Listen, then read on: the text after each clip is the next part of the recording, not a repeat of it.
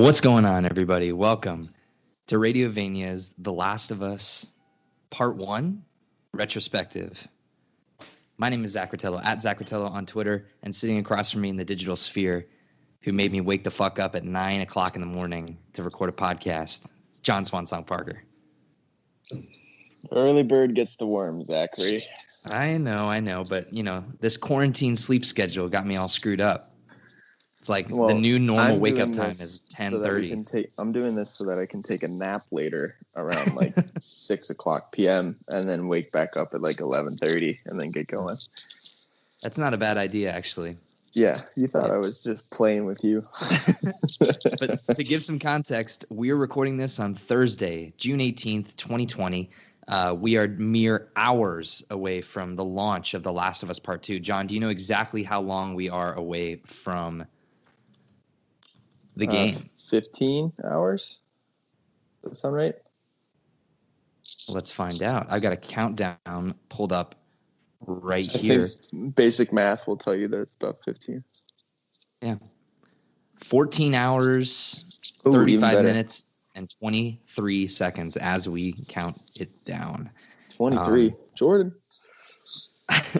Obviously, John and I are big fans of The Last of Us. We're big PlayStation fans and Sony fans of their first party IP, and so The Last of Us, one of the most defining games of last generation as we move into this next generation with PS5 and all this stuff.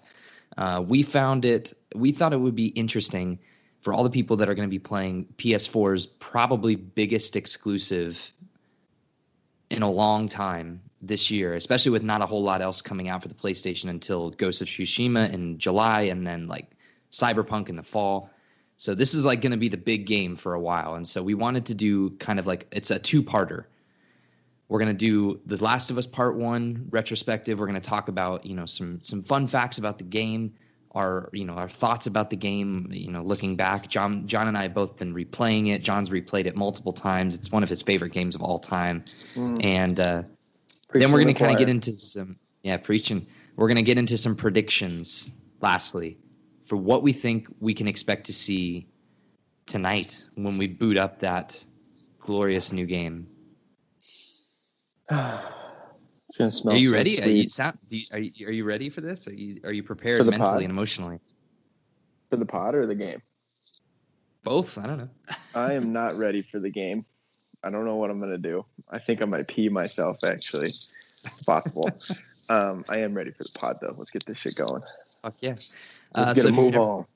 If you've never listened to an episode of Radiovania before, we've been doing a lot of really fun stuff since the quarantine hit, since there's been not as much really fun specific news to talk about. Like we talk about pop culture news. We've been doing canceling stuff. Lots of stuff being canceled and shifted around. And so in the wake of, talking about a lot of depressing news, we've been rewatching all the DC Universe movies, starting with Man of Steel.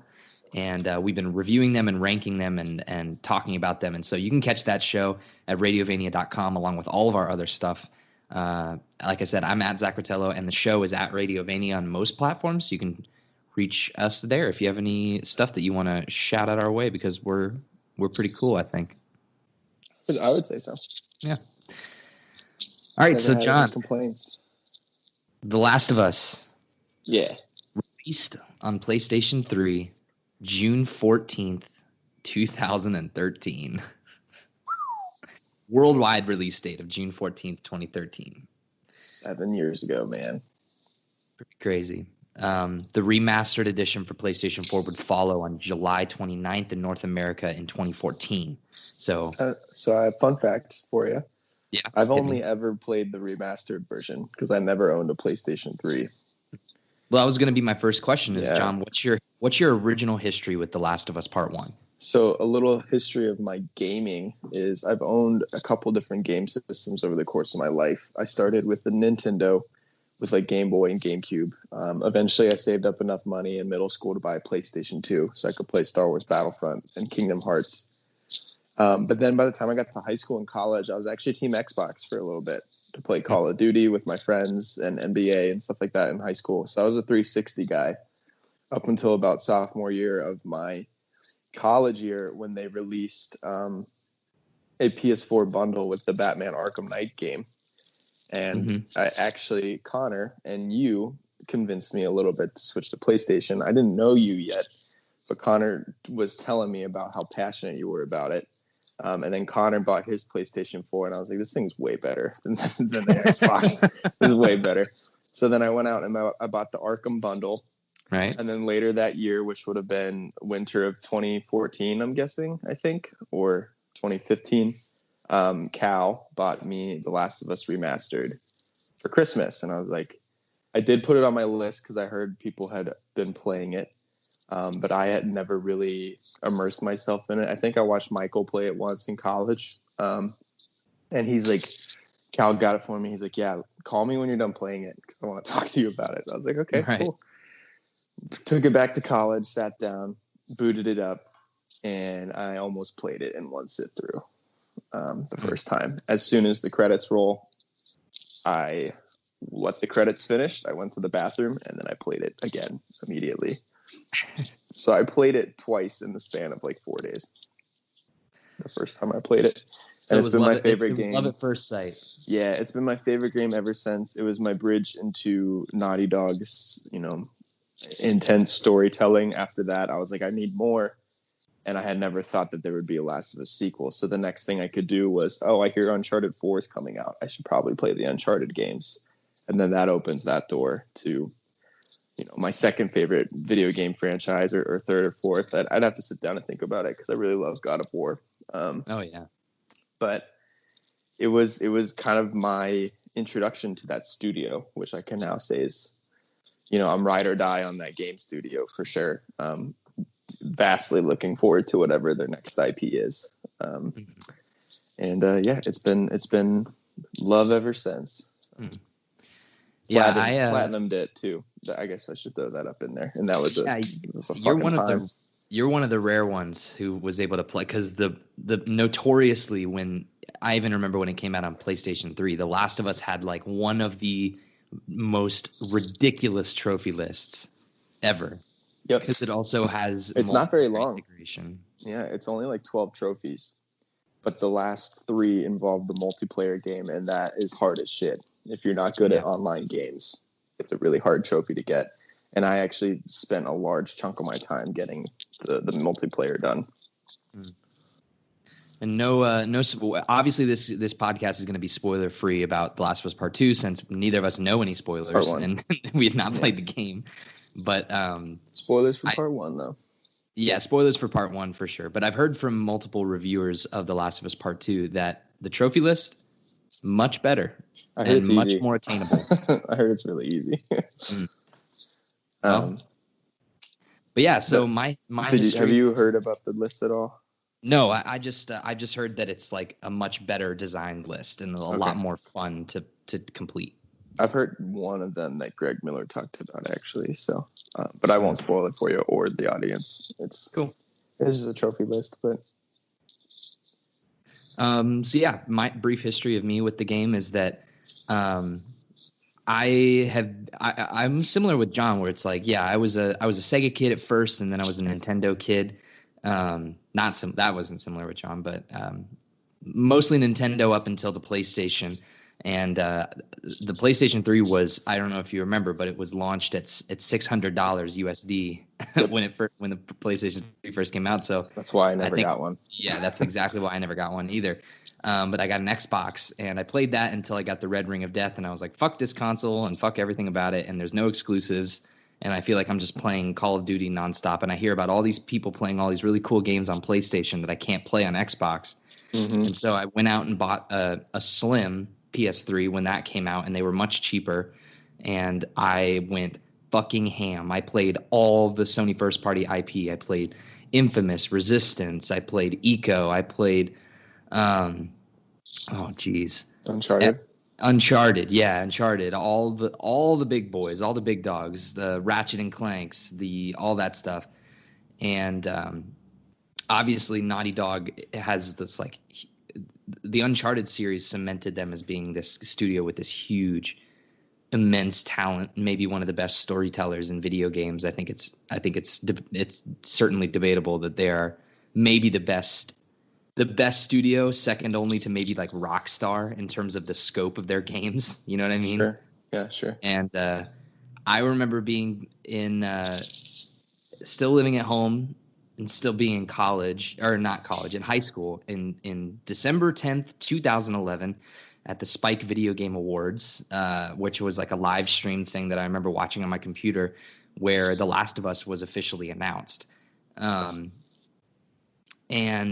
it was basically just a small little tease, and there was no date. It wasn't until like later down the road where they announced it would come out May 7th, 2013, and then it got pushed to June 14th, 2013. But I remember playing it, not expecting really much. I had only heard that, oh, this team that did Uncharted is doing like a zombie action game, and I was like, okay, cool. Well, I'm expecting a lot more Uncharted. And funny enough, I don't remember loving The Last of Us the very first time I played it. Like, I think I was expecting more Uncharted, and like what I got as a person still in high school and not 100% mature was I was expecting like an action thrill ride and a romp and a really cool game. And what Sure. I got was like very somber and depressing. And it took me a year or two, probably until Remastered came out, where I bought it again and played through it on PS4 when that came out. And I was like, I don't know what I was talking about. This game is fucking rad. Like it's a cinematic masterpiece. Yeah, we should definitely talk about the gameplay a little bit, because that is, you know, one of the things that I think is interesting is you had played Uncharted before you played this. This was my introduction. So when I play The Last of Us and then I play Uncharted, I played the whole Uncharted trilogy. I was like, Sure. damn, Nathan Drake is agile as fuck. Like, you know, he's climbing on shit, he's jumping on stuff, and the gunplay is even different. Like they play both very differently. And what I'm excited about part 2 is it seems to be a little bit of a hybrid of The Last of Us and Uncharted 4 because he plays Ellie. Yeah. But yeah, I agree with you. I mean, like, I can see why like this slow burn, pretty much it's a vessel for delivering this story, right? That you have to play it to really get the full story. You can't just watch the cutscenes on YouTube or something like that. You have to see how the characters interact with optional conversations and and all this kind of stuff. And you know, there are even lines of dialogue in this game. And I can say this because I'm a madman and I've played this game so many times. But like, there are lines of dialogue in this game that you don't get unless you find a certain letter or a comic book, right? Or you know, a Firefly pendant. Like there are things that Neil Druckmann wrote for this game that like, unless you pick it up, you will never hear it. And there's some really interesting little tidbits. Yeah. Yeah, it's crazy. I mean, the game is, I think, obviously, like when the game first came out in 2013, and this is part of where Radiovania fans, you can go back, but Last of Us is the reason why John Swansong Parker has the name Swansong Parker, is because we discussed The Last of Us is the swan song of the PlayStation 3. It was the last big first-party studio game to come out for the PlayStation 3, and I remember it being a huge deal. And obviously, even though I wasn't like, I remember finishing it and being like, wow, that was really, really great. And that was a really cool story. But I think the Uncharted games are like way better. And it wasn't until like a year later or a little while later where I realized like they both have their own merits, but The Last of Us storytelling is like kind of unparalleled in video games. But The Last of Us is constantly referred to as one of the top video games, one of the best. I mean, like in terms of story, like, I mean, I have pulled up here the Metacritic for The Last of Us Part 1. Would it surprise you, John, to know that both The Last of Us Part 1 and The Last of Us Part 2 have the same Metacritic score? It would surprise me, actually. I would have thought that Part 2 would have had a little bit higher just because of the advancements that technology has provided. But an interesting thing that is first story is kick-ass, man. Like, yeah. The interesting thing about the reviews for these games is that there's almost 10 less critic reviews than Part 1. So like Part 1 has almost 100 critic reviews and Last of Us Part 2 only has 92.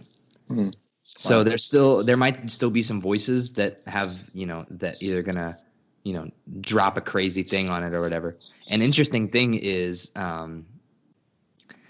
Critic reviews 97 positive for The Last of Us Part 1 and 1 mixed review. For The Last of Us Part 2, 89 positive reviews and 3 mixed reviews. So theoretically, that's what is giving it the little bit of a bump down, but they're pretty even up, like in terms of what the critics are saying. But what's Uncharted 4 at? Oh boy. Give me a sec.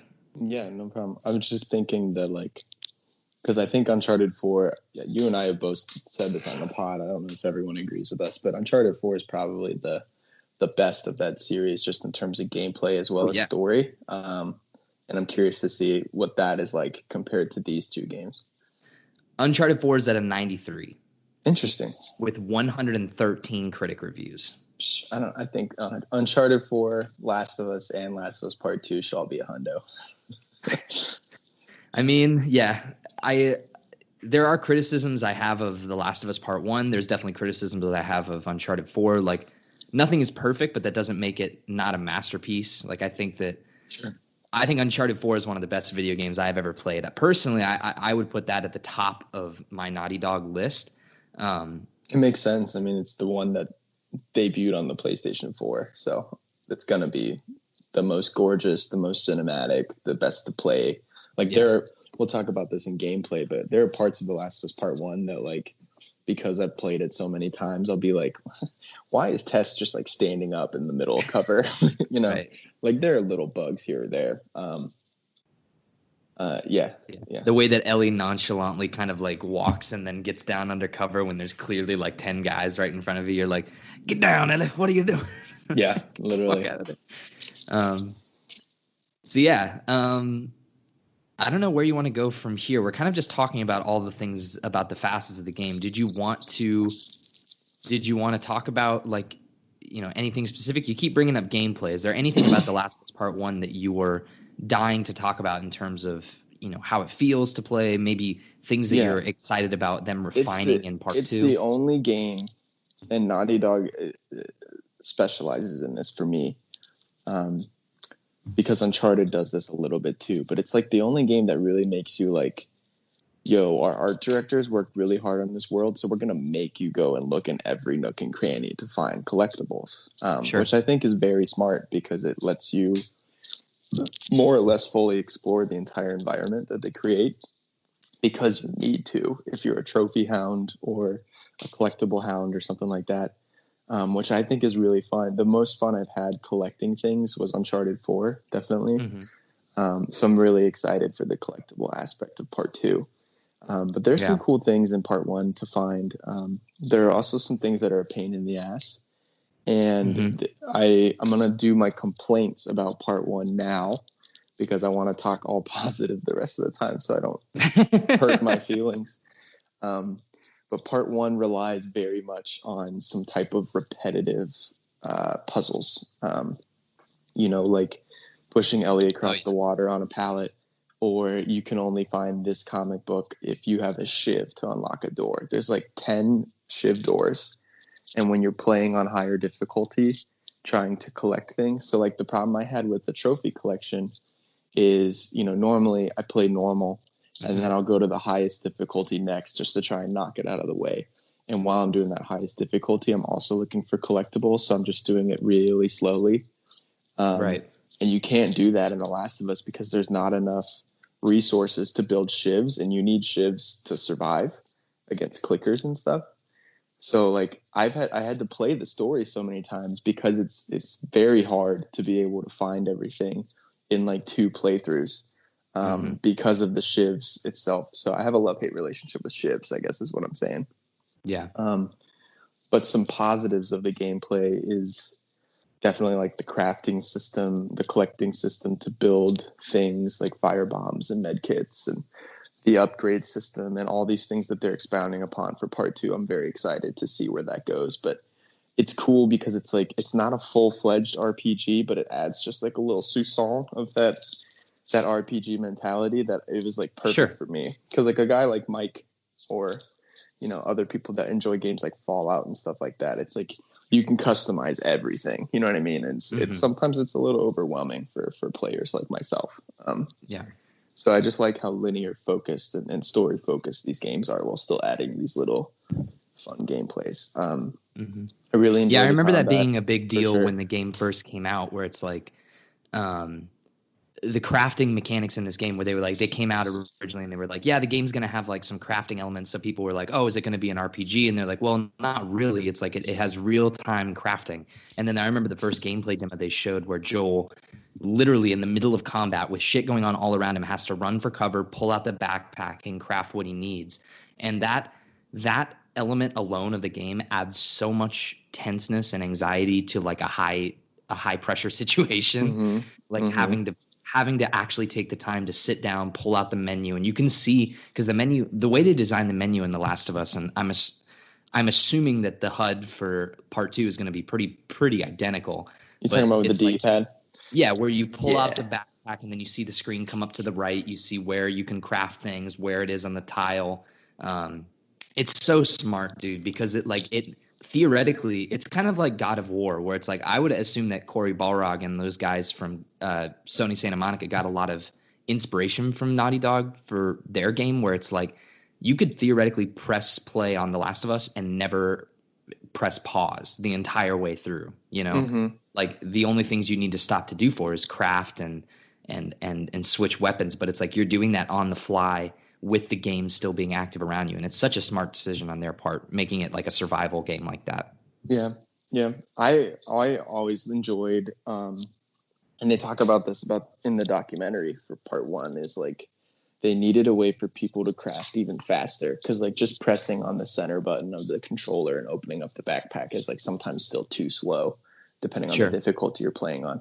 So I would always like, I find a bottle of alcohol. I'm shooting at a couple of bloaters with my revolver. I run out of bullets, but I see that little wrench pops up next to my HUD. So I run off, hide behind it, and then press down on the D-pad twice and hold X, and there you go. You got a Molotov. You know what I mean? Like it's very seamless, which is really cool how they're able to do that. And that's gonna be so necessary for part 2, because part 2 looks horrifying. Yeah, that's the thing, and we'll talk about it a lot when we get to part 5. Or part 5, Jesus, part 2 predictions. Bring it. Is that I think that part 2 is going to be head and shoulders just a more refined game than part 1, just because I mean it's more modern. Obviously, it's 7 years later down the road with technology, and I think that a lot of these, my biggest negatives about The Last of Us Part 1 are. First, it should be said there are zero negatives about the story. I think The Last of Us Part 1 tells one of the most compelling video game stories of all time, maybe one of the best stories in just fiction. Yep. It takes the concept of like Cormac McCarthy's The Road, or The Walking Dead, those kind of like post-apocalyptic Lone Wolf and Cub. Lone Wolf and Cub, Logan. It takes those kind of narrative structures and really adds a unique spin to it. And it's really I'm excited. So I'm very, very excited for the HBO series, because I think that if anybody has a chance of we were talking about this past weekend, actually, while we were talking to some of our our girlfriends and friends, and they were saying like, oh, it looks really cool, but like obviously not everyone is equipped to play a twin stick shooter and play Especially a a survival 23 game hour. that's Yeah, so fast paced and hair raising. Yeah. exactly. And it's like I want people like my girlfriend to experience the story of The Last of Us, because I think it's so impactful and so moving, and asks a really interesting question about life and about your purpose, and I really hope that HBO series. I have faith in HBO. I think all their limited series are always really. The really reason why I have faith is Druckmann's a co-writer for the show. And yeah, exactly. I do agree, HBO, especially after Watchmen and Chernobyl, because if this would have been announced and scheduled right after Game of Thrones, I'd have been like, get the fuck out of here. But yeah, they put out. I mean, this is the place that made The Sopranos and The Wire and stuff like that. So how can you not? But when you mentioned Logan, I was thinking, what do you think about Hugh Jackman and Daphne Keane as Joel and Ellie? Just running back. Little on the nose, but you know what? Fuck it. I love it. Yeah. Pull that trigger. Nice. All right. You want to talk story? We keep talking about the story a bit. Yeah, let me get into a couple little trivia things really fast. So prep that story train. I've got the Wikipedia page pulled up here. Story train. So within 7 days of its original release, The Last of Us sold over 1.3 million units, becoming the biggest video game launch of 2013 at that time. 3 weeks after its release, the game sold over 3.4 million units and was deemed the biggest launch of an original game since 2011's L.A. Noire, which was that Rockstar game. I don't know if you remember that. Did you ever play that? I did. Do you like it? It was cool. I mean, I don't like it because I was like sold on it being GTA in like the 30s. But since you're a cop, you can't do whatever you want. so they remastered it for PS4. You might actually dig it now that you have matured in your gaming a little bit. Like, it's very story driven and it's very like period drama. Like it's unabashedly you're a cop in like the 60s or 70s or whenever it was, and that's a really cool aesthetic. But I'll have to check it out because I did like the world a lot. Yeah. I don't know if I ever even finished it, actually. I have a problem with finishing Rockstar games. They're too big. They are too big. I've only played 15% of Red Dead 2, and I've already sunk like 30 hours into it. So I have a huge problem. Jesus Christ. The Last of Us original. I'm looking for pelts. My pelts. Pelts. Tom Hardy, Last of Us HBO series. I've heard a lot of scuttlebutt. I'm in. I want him to be Tommy, though. That's a good call. I still think the best picks for Joel would either be Hugh Jackman or Bradley Cooper. Yeah. Anyway, I think Bradley Cooper is too good a get. I don't know if HBO is going to get him. Yeah, they can get him. Motherfucker's got a pack. They got Jeremy Irons for Watchmen. So The Last of Us, the original, became the fastest-selling PlayStation 3 game of 2013 at the time. The game became the best-selling digital release on PlayStation Store for PlayStation 3. The record was later beaten by, surprise, surprise, Grand Theft Auto 5. And The Last of Us was the 10th best-selling game of 2013 when all the cards were rolled. John, 2013 was a banger year.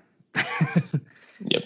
You got Last of Us, Grand Theft Auto 4, you got BioShock Infinite, you got fucking what else is on this list? Bunch of other 2K14. Yeah, there's that.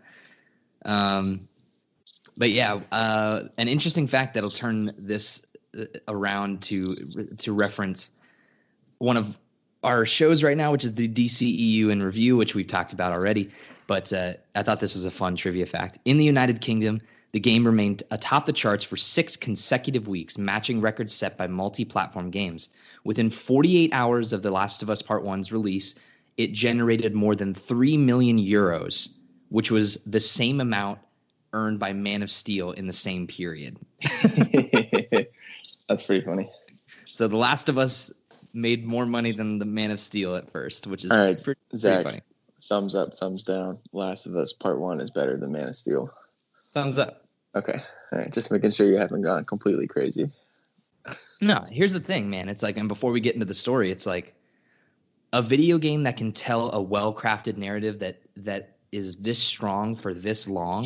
Better than any movie. Yeah, it's like comparing Watchmen, the TV show, to fucking, even though the movie's not, it's not the hottest movie ever, but it's like comparing the television show where you have 10 plus hours of these characters to hang out with as compared to like a 2.5-3 hour movie. It's like, obviously the thing that's longer is more, fleshed out. It's when you start getting into territory like the Walking Dead TV show where they stretch that shit on for 18 seasons and no one cares anymore. So yeah. But fun fact, never watched The Walking Dead. I've only read the books. Books are great. Second fact, the best way to consume Watchmen, everybody, is to read the graphic novel and then watch the HBO show. And then if you like it enough, you can go back and watch Zack Snyder. But I think that the TV show follows as a better sequel to the book just because Snyder didn't get to do everything from the book for the movie. Yeah. I'm sure he asked Warner Brothers to do the Squid Monster, and they're like, nah, get the fuck out of here. They're like, we don't have the money for that shit. Yeah. Yeah, and when you watch Zack Snyder's Watchmen, watch the Ultimate Cut or whatever it's called. Don't watch the theatrical. That shit is not good. They left out a bunch of shit. All right, so a little bit of the story, and I've got some trivia that I'll drop in here. But John, why don't you take us? We're not going to do the DCEU story recap. You guys can go there and have that fun if you want to. But Yeah, I was gonna let's do it start. like kind of chapter by chapter, just like Yeah, broad strokes.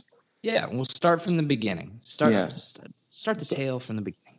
so we get the what is now known as the prologue, but when you first boot up the game, it's more or less a cold open, um, where you control the sticks of Joel's daughter Sarah, and Joel. It's the night of his birthday, and they're kind of shooting the shit. And then she wakes up, and fucking pandemic's happening, man. So the prologue itself is probably one of the most intense openings of the game. And since it doesn't involve gunplay, it's also the one that I've had friends and family play through that aren't as good as video games with the dual sticks and stuff like that. So like Kaylee's played the prologue, Izzy's played the prologue, and the thing that I love about the prologue, even though it's extremely sad, is it hooks you. Like Yeah, it it hooks does. you from the get go. It takes maybe like 10 minutes to play through, but as soon as that happens, you're like, I'm in. And then it kicks into the Gustavo Santaolalla theme with the really cool title sequence with the fungal spores growing and stuff. But I mean, this prologue sets up, the the whole reason for why 20 years later, why Joel's a huge asshole. You know what I mean? Like his daughter gets killed by his own kind. They get killed by humans. Yeah. And it sets up some major trust issues with him. And it sets the stage for a really great father and daughter story that he doesn't get to experience with his biological daughter. Yeah. So. Yeah, the prologue to the game is it's heartbreaking. Like it's ridiculously heartbreaking. And that was when I remember, because I at the time it's like back in 2013, this is like social media, like Twitter and stuff wasn't as extremely blown up, and I don't even know if I was on Reddit in 2013 or 2011 or whenever this game came out. But it's like I didn't know anything about that opening, and I bet you dollars to donuts that the opening to the part 2 is being held very guarded as well, because I guarantee you that it's an emotional weight similar to the first. Yeah, I think so. But I remember playing through this for the first time, and then she dies, and then you get like him holding her in his arms, which is just like heartbreaking, and then it's that hard cut to credits, and I'll never forget like being like watching those credits and being like, oh shit, this is not Uncharted.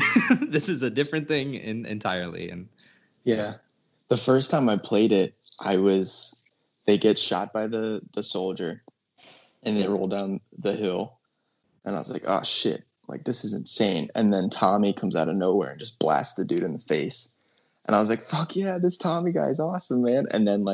And then she starts like whimpering and crying, and I was like, "Oh my god, no!" And then I audibly said no. Like I'm not even a parent, but yeah, the aspect of losing your child while they're in your arms is something that I've spoken to people that are close to me that have gone through something like that, and it's not Uncharted. It's not like anything I've ever experienced in a video game before up until that point.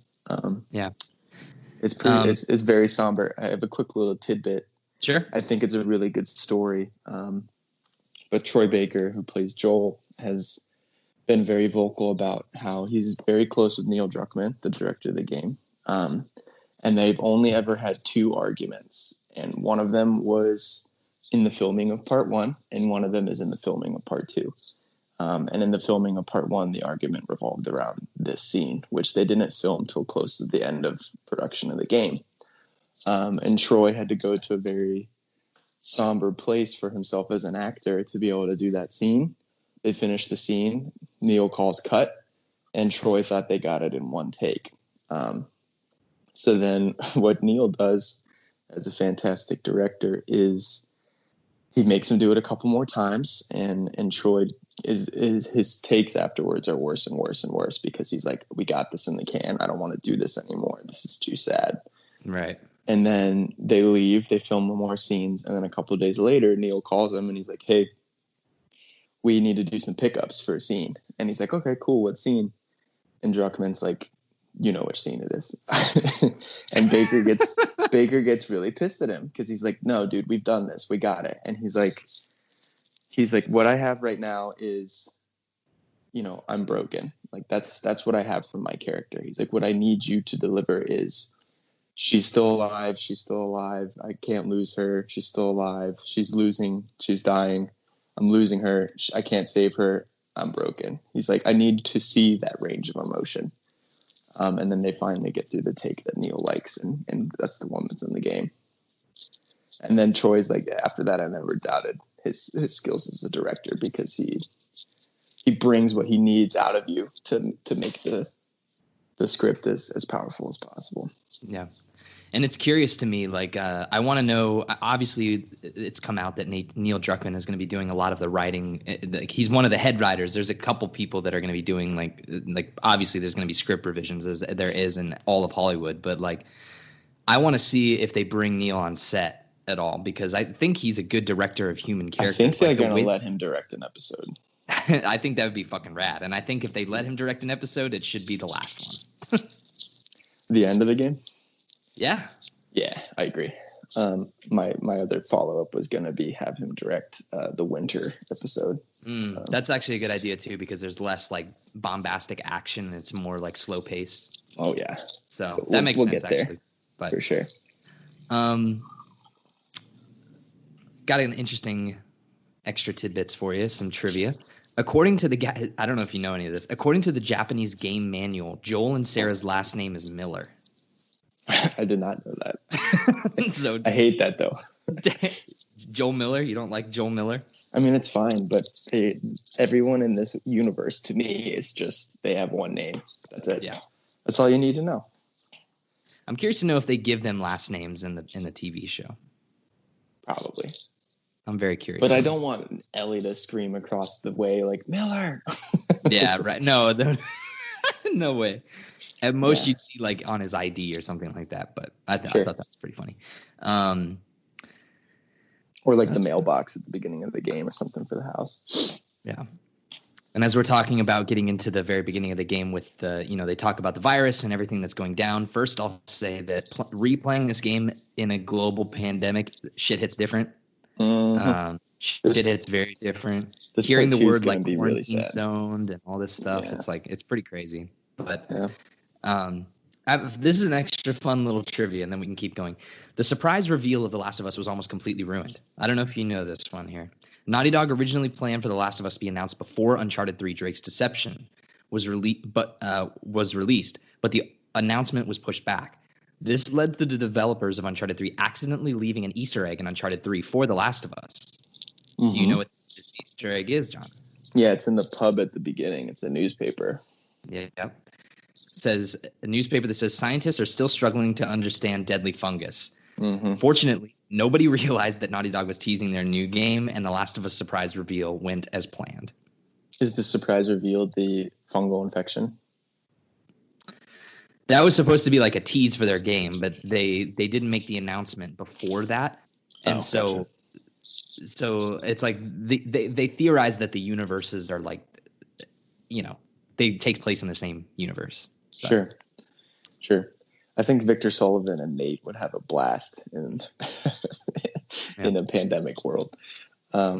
Well, flipping that and reversing it there. In The Last of Us, there's a bar you can go into that's called O'Sullivan's Irish Pub. The bar's name is a reference to Victor Sullivan, a character in Naughty Dog's Uncharted games. Hell yeah. I want to go to that pub. We should open up a pub. Damn, kid. Okay, right, so we're past story. The prologue. This is when we get into the quarantine stuff. We see like Tess and Joel and like in their kind of their element. They're going to hunt down Robert. Yeah, we're in Boston. We find out that it's 20 years later. Joel is hanging out with this woman named Tess. They're both smugglers for pills and weapons and things in and out of the city to get past soldiers because there's martial law established in large quarantine zones. And what we get set up here is, the beginning of the relationship that'll be the catalyst for the rest of the game, which is Joel and Ellie. There's a group called the Fireflies, which are it's a militant group that's trying to establish peace in the world by finding a cure. and we meet the leader, who's Marlene, and she passes off Ellie, who is this girl that she needs smuggled out of the city to the Capitol building of Boston. And Joel and Tess only agree because Marlene more or less puts them in a terrible deal where it's like, your guns that you gave to somebody else, now I have, and you don't get them back until you smuggle this girl Psych. out. And every time she says that, I'm always like, this deal's getting worse all the time. Yeah. But yeah, so thoughts on Boston, because this covers, everything from here leading up to the Capitol building, which is the scene that I really want to talk about.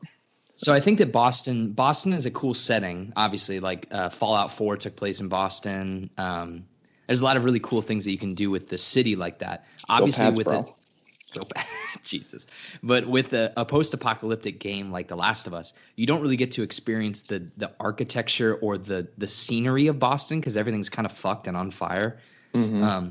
Until you get to the Capitol building. Yeah, until you get to the Capitol, which is really cool. But Boston is a great part of the game because it really does a great job of setting up Joel in this time period and in what he's doing and going through, so that when the relationship starts between him and Ellie, it makes sense and you understand where he's coming from as a character.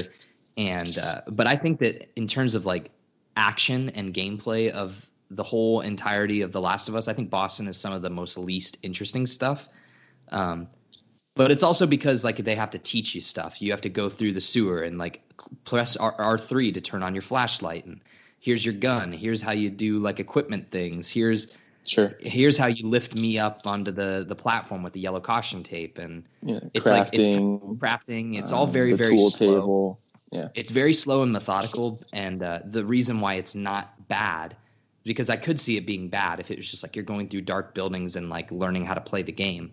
The reason that Naughty Dog is, and again, they're just knocking it out of the fucking park every time, is that they add like little things like the shanty town where you get to see what life is like in these quarantine zones. And little information bits like that are what make Boston cool for me. And you learn about the infected, like the clickers is where you're introduced to them.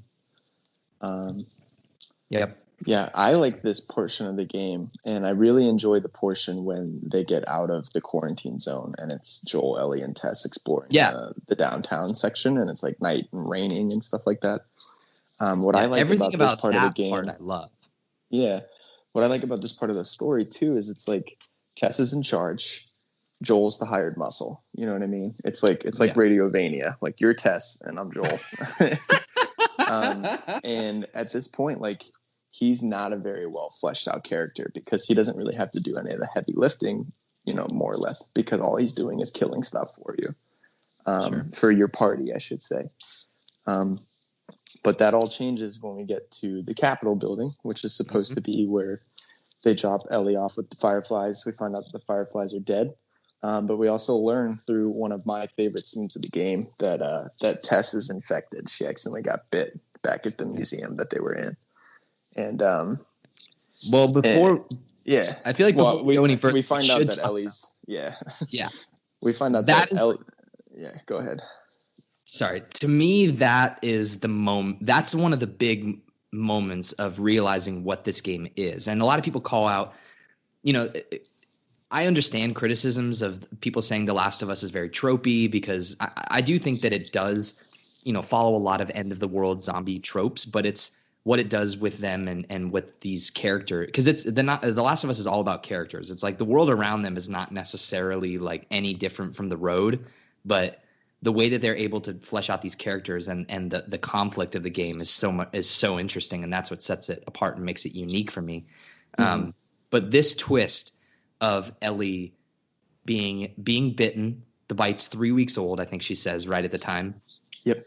And she hasn't turned, she hasn't shown symptoms, and it's like the unbelief in Joel and Tess's eyes when they see this, like they're like, this is impossible. Like especially Joel, who has probably seen some fucking shit in his life.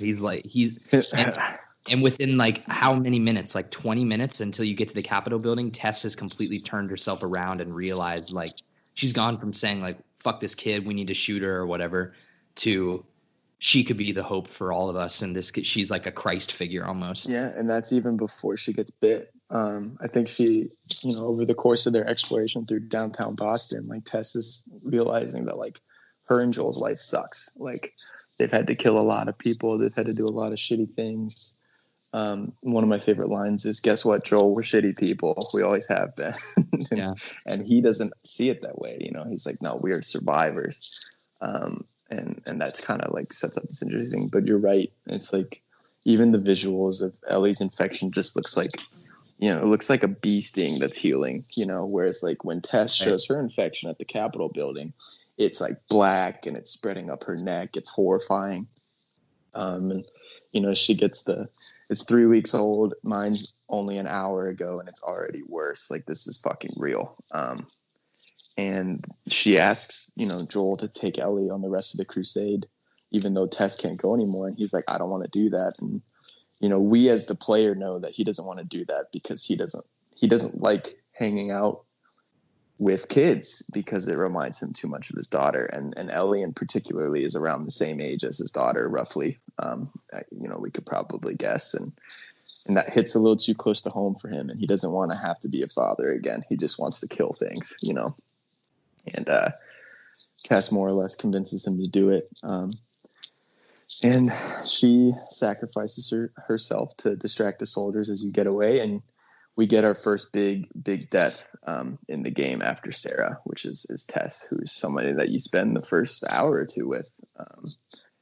And again, you're right. It's kind of zombie trope. Like you find out a person in your group accidentally got bit, and it's really sad. But it's the scene and the acting and the writing still makes it fresh enough that it's pretty emotional. Yeah, and it's sorry, I was on mute there. I kept trying to talk for a second, and I was like, why am I not coming through? Can you hear me? Mm-hmm. Okay, that was fucking weird.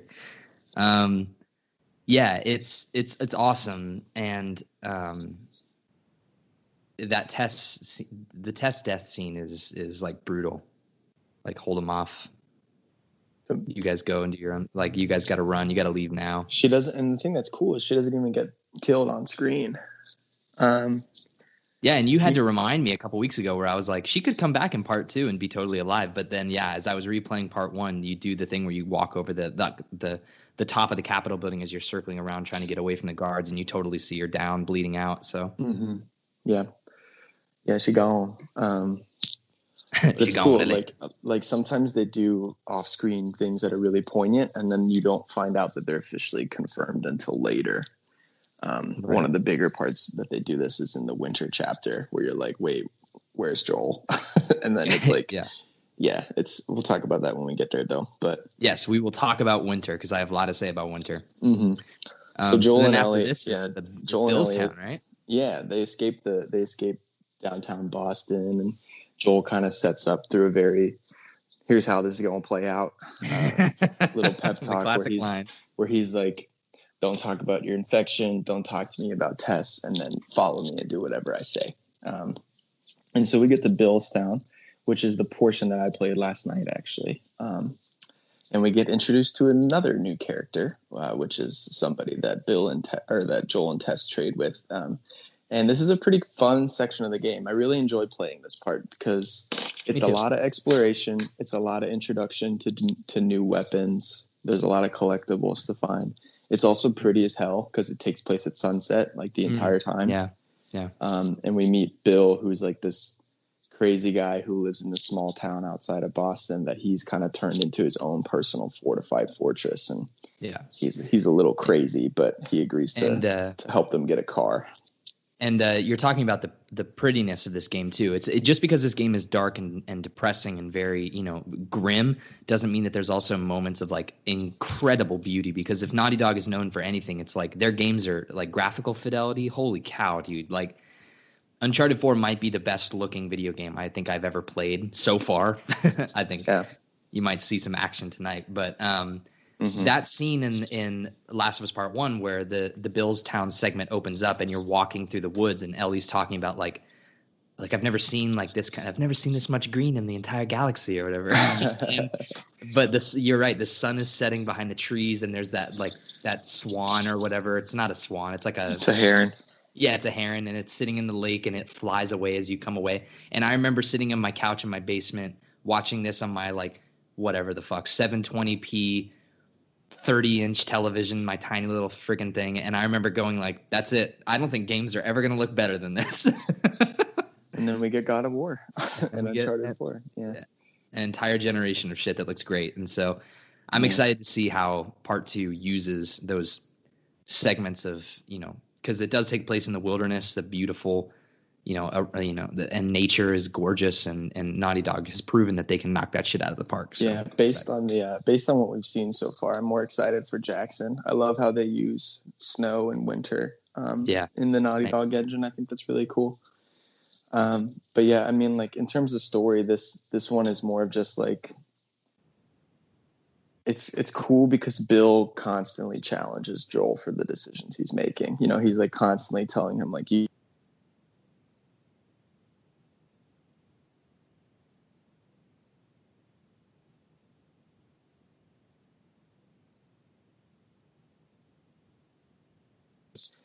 I had a partner that I cared about, and I wisened the fuck up. And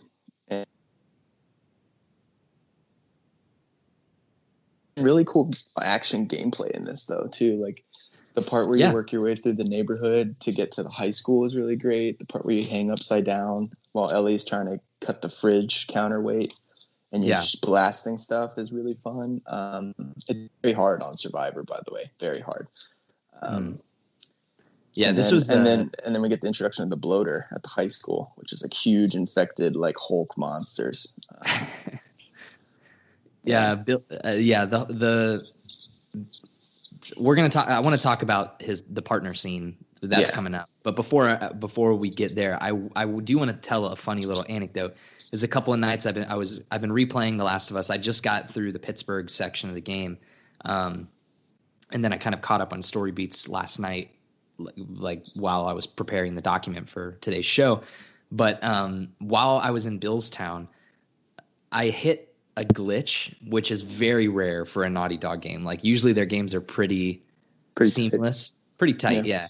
I was in Billstown and I was, how you use the board to get across that truck and then you go up the roof, and then when you hop over to like one of the roofs, there's an infected in between that it teaches you how to shoot with the bow. So I jumped over there and that infected person wasn't there. And I was like, I'm going to sneeze. Fuck. Jesus. I'm infected. That infected person wasn't there when you go up the roofs. And I was like, oh, that's weird. I distinctly remember there being someone here that you're supposed to shoot a bow at. And then I climbed down the building, and then there's that little room off to the left that you can go into this building and like loot some stuff. It's right before you get like to all the traps and start to, you get to the fridge scene and everything. But I opened the door and I walked inside and straight fell through the world. And like and then Joel was just like free falling in this big blue empty space for 10 seconds. I wish I would have filmed it. And then he's falling, and then he goes, ugh! And then my life drained to 0, and then I had to restart like 15 minutes before, and I was like, what the fuck? What happened there? That's so weird, dude. Wow, that's funny. But yeah, let's talk about the partner scene, and I think you can set the stage pretty well. Yeah, so they get out of the high school and they get to this safe house, and they find the car battery that they were going to the high school to get is inside this truck, and inside the house they find Bill's partner Frank, who has committed suicide and hung himself in the house. And it's a really the actor's name escapes me, but the guy who plays Bill, he's kind of a dick the entire time. And this is like the one moment that you get to kind of see some emotion creep into him. Dude, the line where he's looking at him and he's like, he's got bites there and there, and it's like, fuck, dude, fuck. Yeah. It's so heartbreaking, and because the actor plays him like such an asshole, and the whole time, and then there's this moment of just somberness where he breaks, and you realize that he has human emotions, but I love the way he's like jabbing his partner. He's like, only that bastard would wear a shirt that ugly, or whatever it is. Yeah. Fun little fact about this scene, when they were doing a table read for the Billstown section, the actor who plays Bill was reading through it, and back to the scene where him and Joel are talking in the basement with the shotguns. He's like, Neil, there's this part about I once had a partner. He's like, well, who's the partner? And Neil, they say that he does this a lot, which I think is really cool. Neil looks at him and he goes, well, what do you think it means? And he lets the actors make their own decisions. So the actor chose to have Bill, more or less be gay and have this partner that is hinted at being a romantic interest as well. I think pretty strongly, but it's cool that they kind of let them. You get the magazine scene too, where you're like, yeah, like, well, this is in his basement. It's kind of cool. Like I that totally over my head the first time I played the game. It wasn't until much later down the line where I heard about this trivia, and then I was like, oh, okay, that makes a lot more sense in retrospect. Yeah. But yeah, they get out of the other cool thing too is that when you explore the house that Frank hung himself in, Joel finds a note that says that like Frank like hates Bill and like he's like, I would rather risk getting infected than spend another day with you. And then you can give the note to Bill and he reads it and he's like, fuck you too, Frank, and he like throws it on the ground. And then you have to pick it back up as one of the collectibles. So, but you get one of my favorite action sequences, which is you and Bill pushing the truck to try and jumpstart it while he's driving. That scene is really... It's cool in theory, but this is one of the scenes that always gives me a little bit of trouble. Like, I can never... It takes a lot, like so long to push that car, and I remember like dying multiple times the very first time I ever played the game. Yeah, dude, it's fun. And, like, it's fun. Yeah, so they get out of Dodge, and then one of my favorite scenes in the entire fucking game, dude. Mm-hmm. Why don't you take us to the next scene then? Yeah, I'll take you on a little ride. I haven't take done us on a ride. Yeah. So Joel and Ellie get in this car and they start driving. And well, don't they have a conversation with Bill first before they take out again? Because they drop him off. He's like, he gives them a siphon for gas, and he's like, "We're square." Right. And then Joel's like, "Yeah, we're square." And he's like, "Good, then get the fuck out of my town." Yeah, it's just like fucking awesome. Yeah. But yeah, which is cool because like up until now, you've seen Sarah, you've seen Tess, you expect Bill to die, and he doesn't. Mm-hmm. He's fine. Yeah. He's thriving in this pandemic world, besides the fact that his partner killed himself. This isn't one of my predictions because I think it's a pretty obvious one, but I do think Bill shows up in part 2. That was one of my predictions. Well, we'll get there when we'll save that. Yeah, then. I think he's back, baby. So Joel and Ellie are driving too. That'd be an interesting one. Skinny Bill. So Joel and Ellie are heading to Pittsburgh, Pennsylvania. They're trying to make their way out west. Also known as the Pennsylvania version of Cincinnati. Don't just fucking talk that way about my city, bitch. I'm kidding. And this is one of my favorite moments because it's like you get a good 5-10 minute scene of just Joel and Ellie being Joel and Ellie in a car, and you get she's like, she stole some stuff from Bill's place. He's like, what did you take, or what else did you get? And she pulls out she stole a comic and a little 8-track tape with the Hank Williams song that she puts in. And do you know what the song is? I forget the title of it. I just know that it's Hank. So the one in the truck is I'll Never Get Out of This World Alive, which is very poignant. And then the one in the next scene is obviously Alone and Forsaken. Right. Yeah. So fun facts for you. Yeah. So they're driving. She finds the dirty magazine and proving again that Ellie is just fucking. She's a kid. She's a kid, but she's also like smarter than most kids. Where she's like, she makes a joke about, she's like, why are all the pages stuck together? And Joel's like, Yeah. He's like, am I gonna have to talk again? Yeah. She's like, so long, dude, and throws the magazine out the window, which I love that line. Yeah. Fun fact for you. Ellie uses the word fuck more than any other character in the game, excluding optional random dialogue. She uses the word fuck 53 times. The word itself is said 143 times in the game. Love it. Love it. On par with Google hunting. Yeah. So they get to Pittsburgh. He's like, you should get some rest. And she's like, I'm not even tired. Jump cut. She's fast asleep in the car, and they get into the city.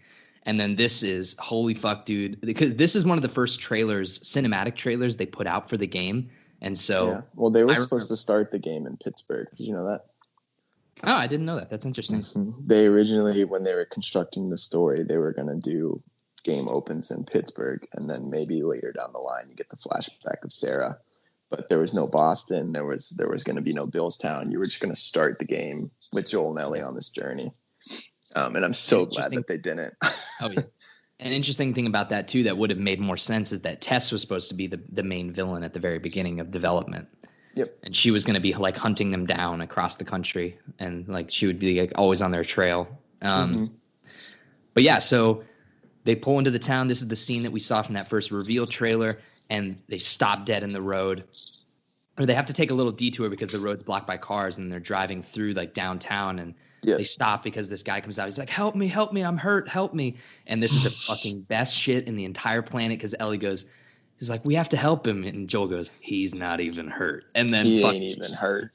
Put your seatbelt on, Ellie. Yeah, and it's so fucking rad, dude. And then I love all of this. This is all awesome because they drive into this camp. There are people waiting to ambush them. They're throwing shit at the car, and then they ram them with a truck. They go into this like convenience store and blackout. And then you pick up with playing as like these guys come and try and hunt you down. And I remember like wincing at my TV screen when the guy holds Joel over the broken glass of like the freezer door, and then he grabs him and flips it, and he gets cut and in the neck.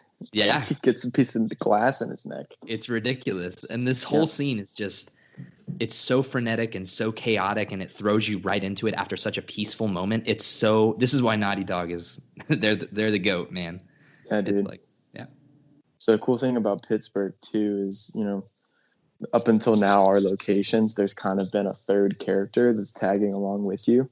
Sure. And we get a good little bit of character building. It's starting with this truck scene for Joel and Ellie to kind of come together. That includes, this part where they get ambushed. It leads into them going to the hotel, and then Ellie killing her first person. And this is all happening, and it's a good chunk of the game before you meet Henry and Sam. But yeah, Pittsburgh itself is just a scary environment because this is where we meet a whole city that was a quarantine zone and was overthrown by a militant group. And they're not even really a militant group. They're hunters. They're cannibals. They, more or less, they kill people that pass through. They take their shit, and they kill off all the women and children. So it's just a bunch of men living this savage Lord of the Flies lifestyle. Sure. And they have a Humvee with a big old gun on it, that they run around with, and there's a body taped to the front of it. It's disgusting. It's terrifying. Yeah. Arguably, one of the cool things about what Bill says earlier in the game is, at least the infected are predictable. It's the normal people that scare me. Yeah. And that's something that is going to come into play in part 2. Definitely is how scary the human enemies are after they have time to organize themselves. Well, it's like Pittsburgh, we get the cool. Yeah, go ahead.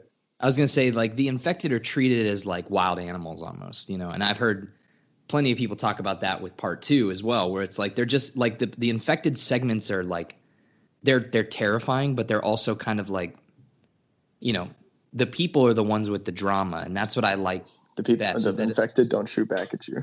Yeah, in a zombie movie, it's like it's humans versus the zombies, and that can only be interesting for a certain sustainable portion. It's when you start getting into stuff like fucking, I'm thinking of like 28 Days Later or whatever, where they find the military group at that house at the end, and it's like it's the interactions with other humans and how unhinged people can be in an apocalypse setting, like a dire situation.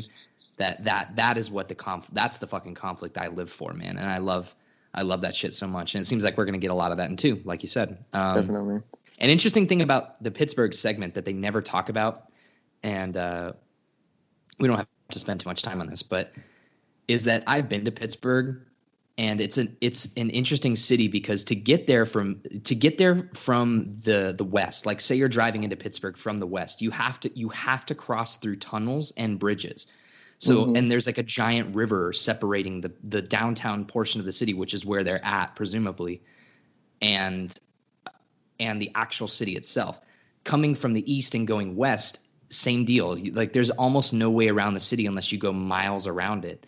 And assuming that they're running on low gas and like they have to take the quickest possible route, I think it would have been really interesting because they never show them crossing a bridge, right? Or going through the tunnels of like the mountains.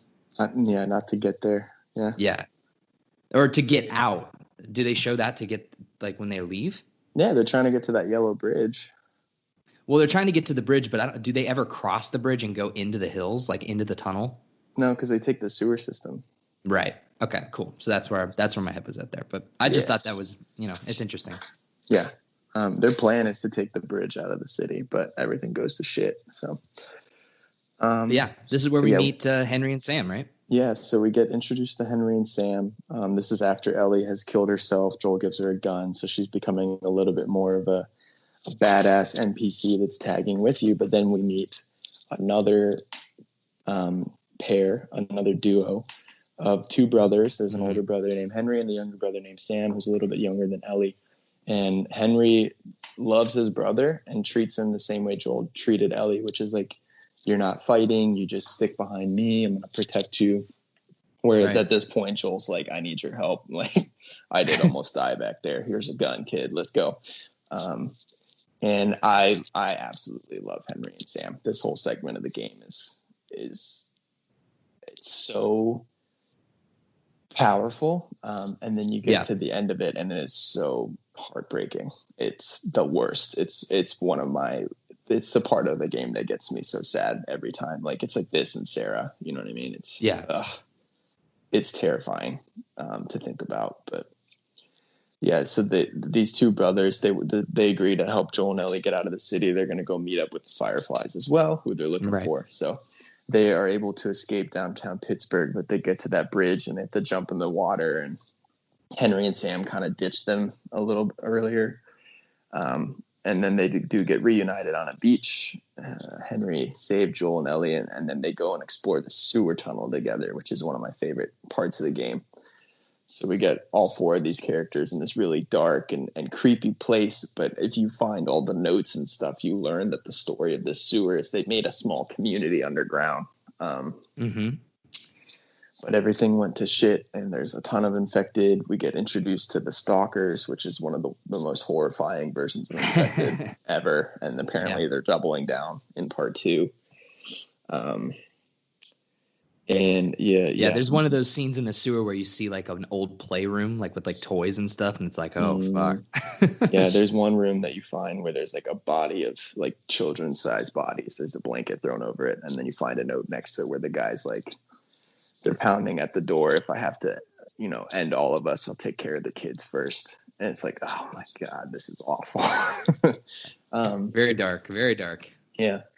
But they get out of the sewer and they get through this little suburban area that there's a sniper that pins them down. And it's a really cool gameplay section of the game where you sneak up there as Joel and you take control of the sniper and you start covering Henry, Sam, and Ellie from both hunters and then later clickers. Right.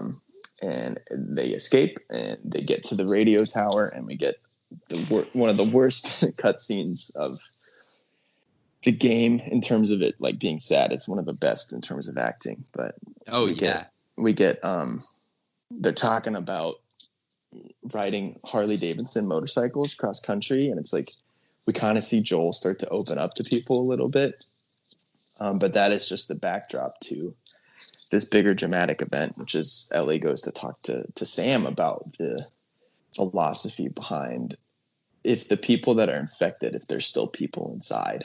Because up until now, you've just been blasting them away. You're like, these are animals. Get out of my way. Yeah. But it does really bring up an interesting point. And this is actually one of the reasons why Izzy has a problem playing with it. Is she's like, yeah, I understand. Like there's these hunters and humans that are evil and are trying to like eat you and stuff like that. But she's like, the infected is just like, it's really sad because these people did not have control over this. And you're just ending their life, even though, according to Ellie, and depending on how you view the infected, like the people inside are gone. Like the infection has taken control of their brain, but they were still people at one point. And you're just ending their life. But are you ending their life or are you putting them out of their misery? That's the thing, is that like, and that's always like the case. And I think that Last of Us hammers that home better than any other zombie story, even though, I keep saying zombie, it's the best comparison to the Infected. This is a completely Definitely. new take.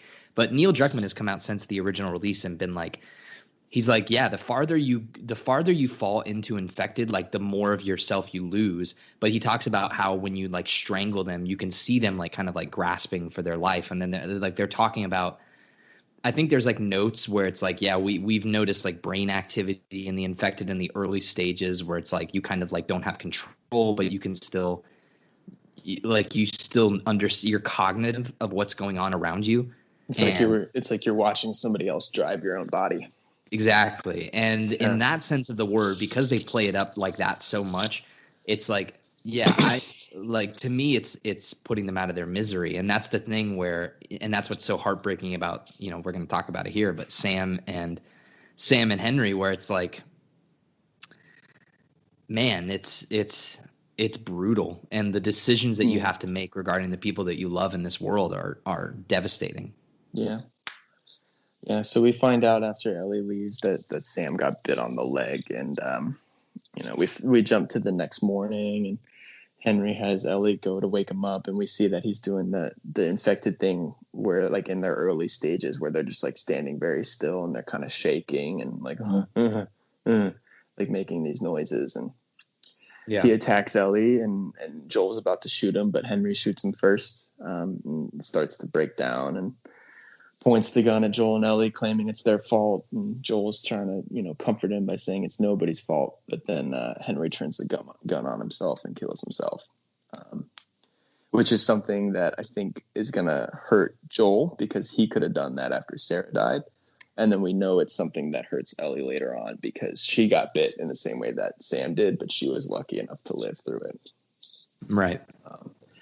But yeah, dude, it's so tough, man. The guy who plays Henry, like, give that man an Oscar because that scene is so rough to watch every time. Yeah. I want to talk to you a little bit about the infection because you kind of hinted at it, like how you don't have control, but you know, the cordyceps fungus is a real fungus in the world, right? Yeah. Like, so it's based off the actual, I had the trivia there somewhere, but yeah. So it's a fungus that grows in I think it's a rainforest, but what happens is these spores get attached to the antennae of like ants, and it grows into their brain, and it's more or less like a mind control fungus, right? So it's like you said, like the ants can see what's going on, but they're not in control anymore. And the fungus makes the ants go off and climb up a tree or a plant to a different part of the jungle, and then they just have the ant bite down on a branch and like go like rigor mortis and just like sit there. It's pretty crazy. Yeah. Nature's metal. Yeah. And you know, it's not so then like they just kill themselves essentially by starving themselves, and then the fungus grows out of their brain and spreads more spores. So yeah, pretty crazy. So now we get to the fall, right? We get to the fall chapter, so we finally changed seasons, and summer is by far like probably almost half of the game, or at least close to it. And in terms of length, you spend a lot of time in the summer, both with Boston, Billstown, and then Pittsburgh's a very long segment if you include the sewer. Yeah. So we get to fall, and Joel and Ellie are in Wyoming, looking for a town called Jackson County.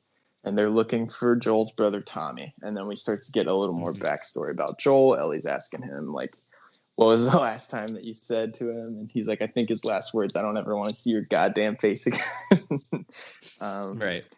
And so they find this hydroelectric dam, and they kind of work their way through it. And they do run into Tommy and his crew. And Tommy is married to the leader of this group, and they're using this dam to power electricity in their town close by of Jackson.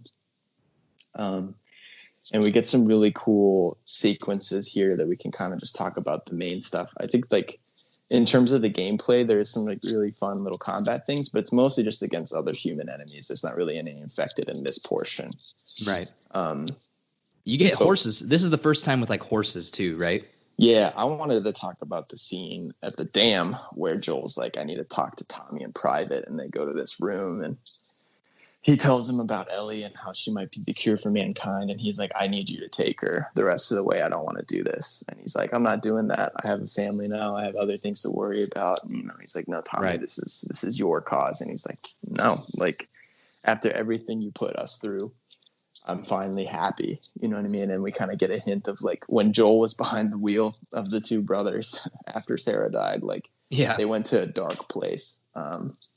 Yeah. And Tommy has since tried to find some retribution, some redemption. And, he's with Maria and he's helping this community and they have kids and stuff like that now. And they watch movies and Joel's just not experienced that when he's been off on his own with Tess and stuff. And I love I this think it's moment. really interesting because he's the first moment of like levity in the entire game where, you get to this town and, if there's any video game, if there's two, I amend that statement. If there's two video games I wish I could go back in time and just replay without any knowledge of them, it would be The Last of Us Part 1, and then it would probably be like BioShock. But getting to this town and like not knowing what's around the next corner, and then you get to the hydroelectric dam and like you see all this stuff and like all the people that are happy, and you see Tommy, and it's like, it's finally a moment that you can take a breath, and it's so awesome. Mm-hmm. But as soon as they get to the dam, Ellie kind of ditches Joel and or Joel ditches Ellie and kind of shoves her off on Tommy's wife and stuff because he's going to try to go convince Tommy to take her.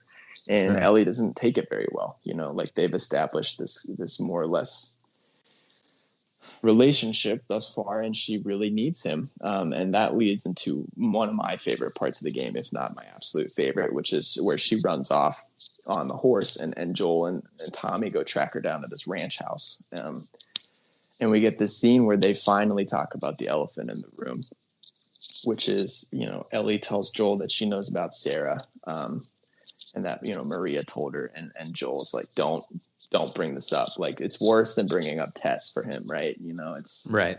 He's like, I don't want to talk about my daughter with anyone. I won't even talk about her with my brother. Like earlier in the dam sequence, Tommy tries to give Joel a picture that he doesn't take of him and Sarah. And this is the, I'm not her, like, and Ellie pleads her case where she's like, everyone that I've cared about has either died or left me fucking except for you. And it just rips your heart out. And, he's like, you're not my daughter and I sure as hell ain't your dad. And you're just like, God damn it. Because it's brutal. Just like, it's tough, and you see how she takes it, and it's just awful. But they get back to the town, and Tommy does agree to take Ellie. And Tommy's so nice, like he's trying to help her on the horse and stuff, and she's like, no, I got it. And he's like, okay. And like they get back, and as they're about to get to the town, Joel was like, he's like, get off the horse, give it back to Tommy. Where's the lab? And it's a beautiful sequence without dialogue where they're just riding horses in the sunset in Wyoming. But he makes the decision that he's like, I can't ruin this for Tommy, and this is a demon that I need to take care of myself. And so we continue our journey with Joel and Ellie as they go to Colorado. Zach. Eastern one of my Colorado hometowns. University, which is not a real university. But I think it's supposed to be based on Colorado State University because they say go Bighorns. And that's fun fact. That's the mascot of Colorado State. So I just don't think they could get the rights to use a whole university, but I think it's supposed to be pretty similar. And this is a beautiful section of the game in terms of visuals. Fall on this abandoned college campus. There's leaves falling everywhere. But you said a game in Colorado, you son of a bitch, I'm in. It's like Colorado has such a beautiful the next environment. Couple hours are in Colorado, right? Yeah. And so we pretty much, Joel and Ellie, they get to this lab, and there's infected in the campus that you deal with. But they get to the lab and they find that the Fireflies have moved on. And through a tape recorder, they find that they've moved on to Utah, Salt Lake City, where they're at different lab.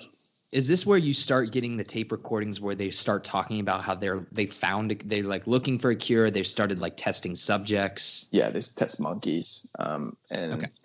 one of the monkeys gets infected, and that's what bit the guy that kills himself in the office, where you find that last tape recorder. Dude, what a shit deal it's got to be a monkey in the apocalypse. Yeah, no kidding. Like, they're like, fucking, I don't want to get tested on, yo. I just want to swing around and eat nanners. And, yeah, seriously. Only in the U.S. Yeah, right. Yeah, but we get so then these raiders show up, and they start trying to, I guess they come to the college for supplies, or they hope to catch people there. I think they're just there for supplies. But Joel and Ellie almost escape, and then Joel and this one dude take a tumble over the side, and this was one of the first oh shit moments for the game for me, where I feared for the lives of our characters, because Joel lands on top of this rebar that's sticking out of the ground, and it goes right through his abdomen. Ugh, God. It's gross. It's horrifying. It's really gross, but it's interesting to play this part as Joel, because like up until now you've been like this tank, you know what I mean? Like you just beat the shit out of people, you blast shotguns and stuff, and like in this part you have like a revolver, but you can't access any of your other weapons, and you're just kind of stumbling your way through as Ellie's leading you out.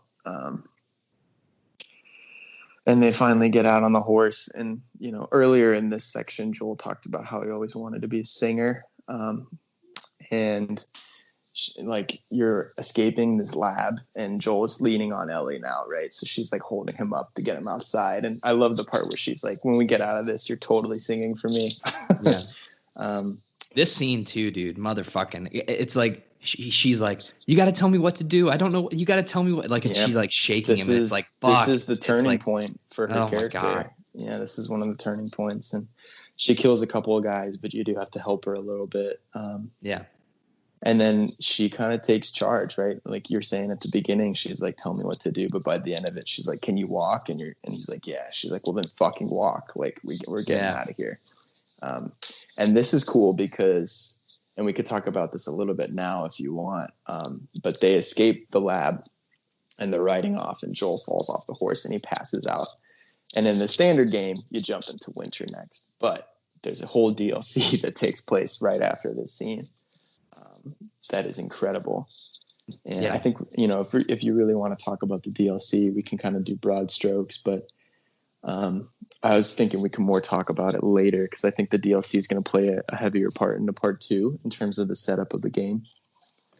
I mean, the DLC, let's hold off on the DLC for a little bit. Let's do it. Cool. You want to do it like right after we finish the story? Yeah, I'm good with that. Okay. Yeah. So then I'll kick this off by saying, in 2013, year of our Lord, hallelujah, playing this video game, playing this game, not knowing what was around every corner, getting to this moment, and like literally being like at a loss for words, and like having the controller in my lap, sweaty hands with this whole scene, and then you get the jump cut to winter. Literally fucking no one expected that we would pick up the controller and be playing as Ellie. And I think that having that in that game is such a statement. And man, what a surprise. Like it's so obvious. It's right there the entire time. It's like this character that's been following you, learning how you walk and talk and shoot, and like learning how to navigate this world. It makes complete sense. It's so obvious, but like I never saw it coming. And you have the bow, and it's winter, and it's like you get this whole fucking awesome ass chapter. Maybe the best part of the entire game, in my opinion. Like the winter section might be the best. It's also the most terrifying part. Yes.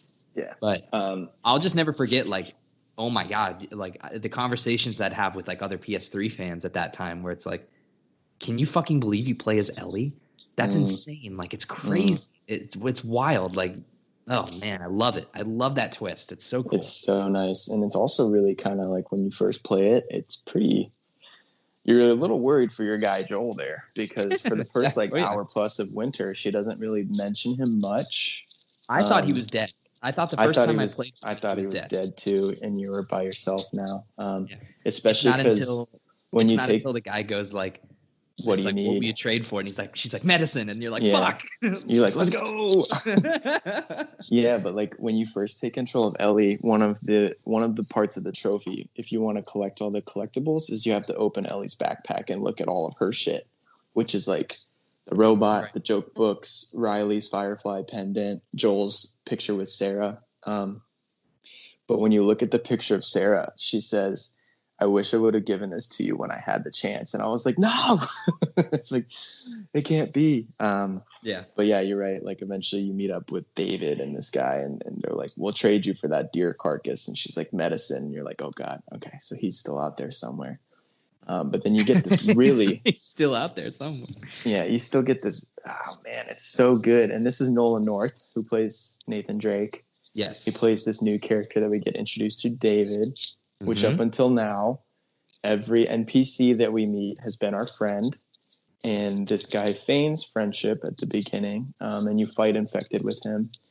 But then you get to the end of fighting some infection in this cabin, and he has this great thing where he's like, a couple weeks ago, I sent these guys to the university looking for supplies, and they were slaughtered by this crazy man traveling with a little girl. And then you know that like he knows that it's them, right? And yeah. Who else is traveling the country with a little girl? exactly. Joel is literally the only guy that would do that right now. And huge shout out to Nolan North for playing this guy so sinister. Well. He's so sinister. He's like one of my favorite villains like of all time. He entices you at the very beginning of being like this nice guy, and then he turns that corner, and you're like, "Fuck!" There's like this look in his eye where he's crazy. He's a crazy motherfucker. Have you watched the mocap raw footage of this scene? No, I don't think I have. Dude, Nolan North like makes these like, and he's like a really goofy guy in real life, you know? Oh, like yeah. He's pretty much Nathan Drake in real life. Yeah. But watching him act this out, it's so creepy because it's like a demon has possessed his body or something. Right. But yeah, dude, it's such a great sequence. And this leads into her getting the medicine and they trade the deer. And, you know, David offers her a couple more times, but this is the first time where he's like, you should come with me. I can help protect you. And she's like, no, thanks. Right. And she leaves and we go back and we find that Joel's still alive, but he's like pretty much more or less comatose. And she, you know, it's really cute. She like lays in the bed next to him on the floor and is asleep, but she wakes up to find that David's men had tracked her because he wants her. Right. Whether it's for revenge or pleasure or food or something, it's all kind of ambiguous, but all kind of true. Yeah, I mean, you can read interviews with Nolan North after the game where he was saying he was playing it as if he was, you know, he was going to assault her. Yeah, he wants to rape her, which is pretty much confirmed in the diner sequence that we'll get to. But yeah, so you lead people on this merry chase with Ellie, but she does eventually get caught and is a prisoner. And you know, she's David's pet, as you will, and he's trying to put the moves on her and be nice still, and she's not having any of it because she just doesn't trust him. Right. She was burned by the fact that he lied about not having a gun, and you know, Ellie's got a good creepy radar, right? Oh yeah. And eventually you do get out, and you're kind of escaping through the town, but before you know you finish that segment, you wake up as Joel and you start to do a dual playthrough where you're playing this chapter as two characters. But Joel is still a little weak, so he's walking really slow and stuff like that, but he does have all of his weapons and stuff, and he's looking like a for bear Ellie. That just got tranked. Exactly. Yeah. But we get one of the best scenes and a heavy influence for the few of us, part 2, which is him catching those two guys. And you get to see Joel kind of revert back to his pre-Ellie days where he's the muscle, he's the interrogator, he's going to get what he wants. And he kills these two guys. We get the, you're going to tell me what I want to know or I'm going to pop your goddamn knee off, you know? And yeah. He gets the fuck you, dude. He told you what you wanted. And he's like, I'm not telling you anything. And Joel goes, I know. I believed him. And he executes the other guy with a lead pipe. It's a great scene, but it's also like, you're like, Joel is a monster. Yeah, dude. Yeah. He's a tank, like you said. Yeah. But then we get one of the scariest parts to play through the game is David corners Ellie in this diner type restaurant inside this ski lodge in Colorado. And he's chasing you around with a machete. And he's also hiding in stealth in the same way that you do in the entire game. He's the only enemy that's done it so far. And there's all these broken plates on the ground that if you accidentally step on them, like he gets alerted to where you're at and he chases after you. And it's terrifying. It's really terrifying. It's one of my least favorite sections of the game in terms of gameplay. I agree. But it's sweaty palms for sure. Yeah, it's definitely, I mean, the least you can say about a Naughty Dog game is even when like I'm thinking back into like, remember at the end of Drake's Deception where it's like the battle with you and that Rafe guy or whatever, where you're on like the sand hill or whatever. Oh yeah, what's his name? Talbot. Yeah, Talbot. But it's like, yeah, that section isn't the most fun to play because it literally is just kind of like button mash prompts on the screen. It's quick time events. Yeah, but at least it's cinematic and at least it makes you feel something really, really cool while you're not doing anything super in depth. Mm-hmm. This scene is like, it's tricky, it's very, it's not my favorite section of gameplay, but at least it's cinematic. You know what I mean? Yeah. So, but it does lead to her crawling and David mounts her to try and rape her. And it's, oh God, dude, it's so creepy. And the fact that that it's Nathan Drake, it makes it worse. But she gets a hold of the machete and she just annihilates this guy, dude. Like, it's gross, but I mean, it's off camera. But you just see the blood splattering up because she's hitting him in the face with a machete. And Joel comes in and we get this really great part of the game where there's no dialogue. All you hear is the music, which the score, again, fucking balls to the wall. Yeah. But you just see Joel comforting her and they finally get out together. And then we switch to our last season of the game. Yeah. So any other retrospectives on Winter, or should we just keep chugging? No, keep on chugging. I think Winter is excellent. I mean, I had to take a break after I played Winter. Winter is going to be, and I don't want to seem reductive by putting it into these terms again, but like when it is an HBO show and they do have millions of dollars worth of budget, it's funny to think like a game like The Last of Us, probably they don't a lot of times Sony first party games don't release their actual budgets. Like you can find the budget for GTA 5, but like Sony, Santa Monica, Naughty Dog, those kind of studios don't usually release their budget. And this game probably, according to analysts, cost around $150 million to make, which, that's like, there's movies that double, triple that, but it's like, I'm excited to see what they can do with the Winter chapter with with a really good budget. And it's obvious it's going to be the climax. Like, not the end is obviously the climax, quote unquote, but I think Winter is, let's say it's a 10-episode series, right? Sure. I think Winter has the potential to be either a two-parter with episodes 8 and 9 or just the penultimate episode as episode 9. And then Spring is episode 10. I think Winter and Spring are like maybe the last 2 episodes, maybe they're an hour and a half long each or something like that. Yeah, I can see that. Yeah, definitely. So Salt Lake City, baby. We're at Salt Lake City, Utah. You're back in control as Joel for the most part of the rest of the game.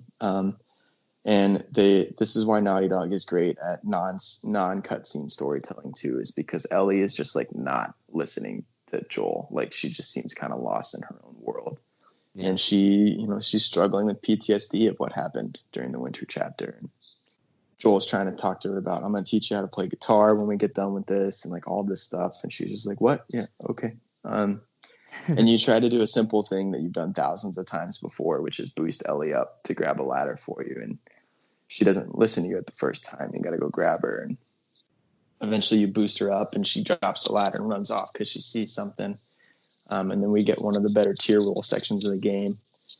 Which is Joel and Ellie encounter a pack of wild giraffes that are roaming the city.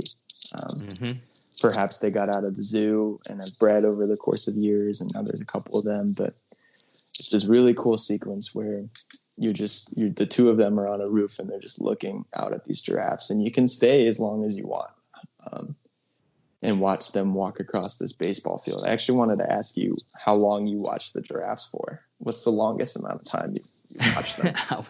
Well, I've never timed myself, but I do remember the very first time I played the game, Because again, a lot like Jackson County, this is the only other moment of levity in the entire game where it's like all this stressful shit has been happening, and it's dark and depressing. But then you get this moment where it's like you see the beauty of life, and they've talked about it.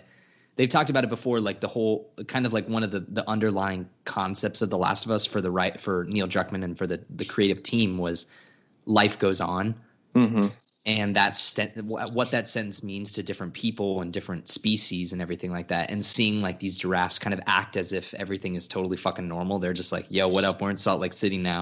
And we're going to go graze on some grass and trees and stuff. And it's like, it's so, it is like kind of like a, like you said, a tear roll. Like it's not me uncontrollably sobbing like in the very beginning of the game. Like a single tear. It's like a joy tear.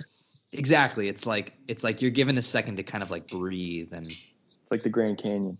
Yeah, it's beautiful. It's a really beautiful scene.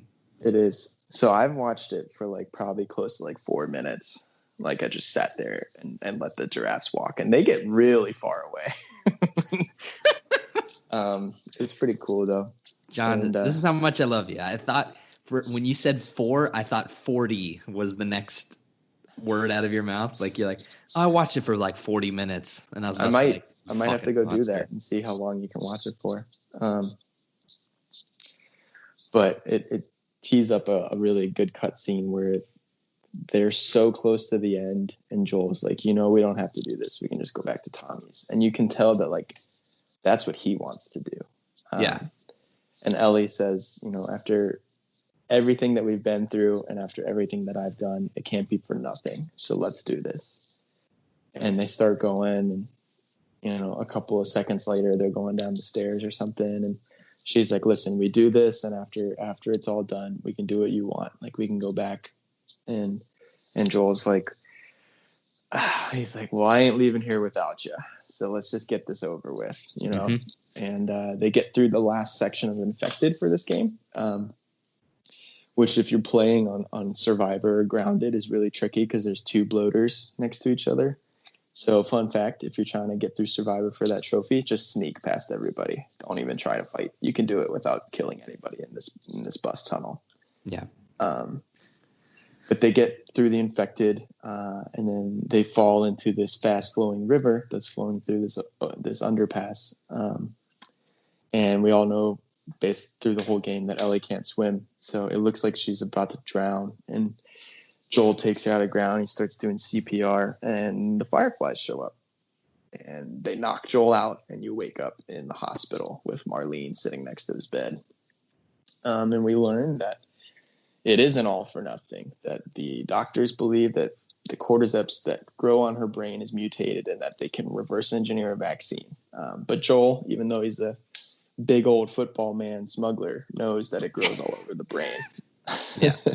And that if they do this operation, that she'll die because they'll have to remove her brain. And he's like, find somebody else. And Marlene's like, this is what she would want. And then this is where we're faced with the biggest cliffhanger of the last 7 years. And just drives me nuts is, you've come all of this way and Joel cannot lose his new daughter. Yep. And you kill all of these fireflies, like all of these people that you thought were the savior of mankind and the reason why you're doing all this. And because Ellie's comatose, we're back behind the wheel of Joel and we're back behind the wheel of more or less a madman. Right. Something I want to discuss now, because I think it's not going to make sense to discuss it here in a sec, is what was your interpretation the very first time? Maybe now your interpretation has changed, but if you can go back in your mind and remember the first time you played the game, mm-hmm. What was your interpretation of the fireflies actually being able to control or create this vaccine? Because my first playthrough, like I remember picking up recorders and everything and like listening to the people talk, and they're like, we think we're able to do this. It's like we're running tests. We might be able to do this. We've not been able to test it on a human before. Yeah. Because like we don't have a subject that has like been survived through infection. Mm-hmm. And so to me, it makes Joel's decision a little bit easier to like want to stop them, because they don't, to me, the very first time I played it, it doesn't seem like they have 100% guarantee that this is actually going to work. No, I agree when I first played it. But the problem that I have when I first played it and every time else is like the what if scenario. Like, Sure. this is the best chance they've had in 20 years. You have to like go for it. You know what I mean? And Neil Druckmann actually talked about this, which is pretty interesting. He said that there is a story that he talked to his dad about. They're both from Israel, and there was an Israeli prisoner that was in some I can't remember the other country, so I don't want to be incorrect here, but it was Sure. another country in the Middle East, and Israel had like 50 prisoners from this country in Israel in the prison, and the president. I think it's the president of Israel or some other higher up leader. Sure. The prisoner that was in the Middle East is his son. And he orchestrated a deal to trade prisoners for one man, which is his son, for 50 plus other people that are war criminals because they wanted his son back. And he said that he used that story that his dad told him as like, this is Joel's motivation. Like, if you ask anyone else, they're going to tell you to cut Ellie's brain open to harness this to make an infection because it could be better for the rest of the country or the world. But if you ask Joel, he just wants his kid back. That's all he cares about. It's the classic, sacrificing one for the needs of the many, you know, and that's what drives you nuts is that like, Joel is depriving them of having a chance, not a guarantee, but a chance at a normal life again. And you struggle with the decision. And that's the cool thing about The Last of Us is they really make you think in ways that Uncharted, you're more just like, that was a fun, like action romp. But this is more of like, this is a philosophical debate that I've had with myself for 7 years. You know, it's like, you care about Joel and Ellie as a relationship because that's what you spent the whole game as, but you're like, is this really the right decision? And what's the fallout of that? And I can't wait to find out tonight. But and they don't make it easy on you. Like you get to the operating room and there's 3 surgeons in there and they're about to cut Ellie open and you can try to not kill them, but then they try and stab you with a scalpel. So you do have to kill them eventually. They don't give you a choice. Right. And so you kill the doctor or doctors if you're evil like me and you try different ways. Oh, I blasted the fuck out of him. The first time I played the game, I was like, you died, blah, blah, blah. Yeah. I think I roasted one with a flamethrower. And so you grab Ellie, and then we get a no combat sequence where you're running through the hospital, and it's dark, and there are flashlights, and you escape. And we get to a cut scene of Marlene cornering Joel off of the elevator in the parking garage, and she's like, "Fucking awesome scene, dude! It's a great scene. Fucking awesome." She's like, "You got her out now." But how long until she's killed by a pack of clickers or something? Right. This is what she would want, and you know it. And then we jump to a next scene of Joel driving in a truck, and he looks really somber. And, for a second, you think, oh, maybe he gave her back. And then Ellie wakes up in the back seat, and you're like, no. You're like, oh, my God. And then we jump back after, well, I guess first Joel tells Ellie, we got there. You were passed out. Drugs are still wearing off, but it turns out there's a whole lot of people like you, and it hasn't done a damn bit of good. They haven't figured anything out. And Ellie gets really upset, and then we flash back and we see that they were able to escape because Joel shot Marlene in the belly and put Ellie in this truck, and then goes back and she's like, let me live. And we get you just come after her, and he blasts her and kills Marlene.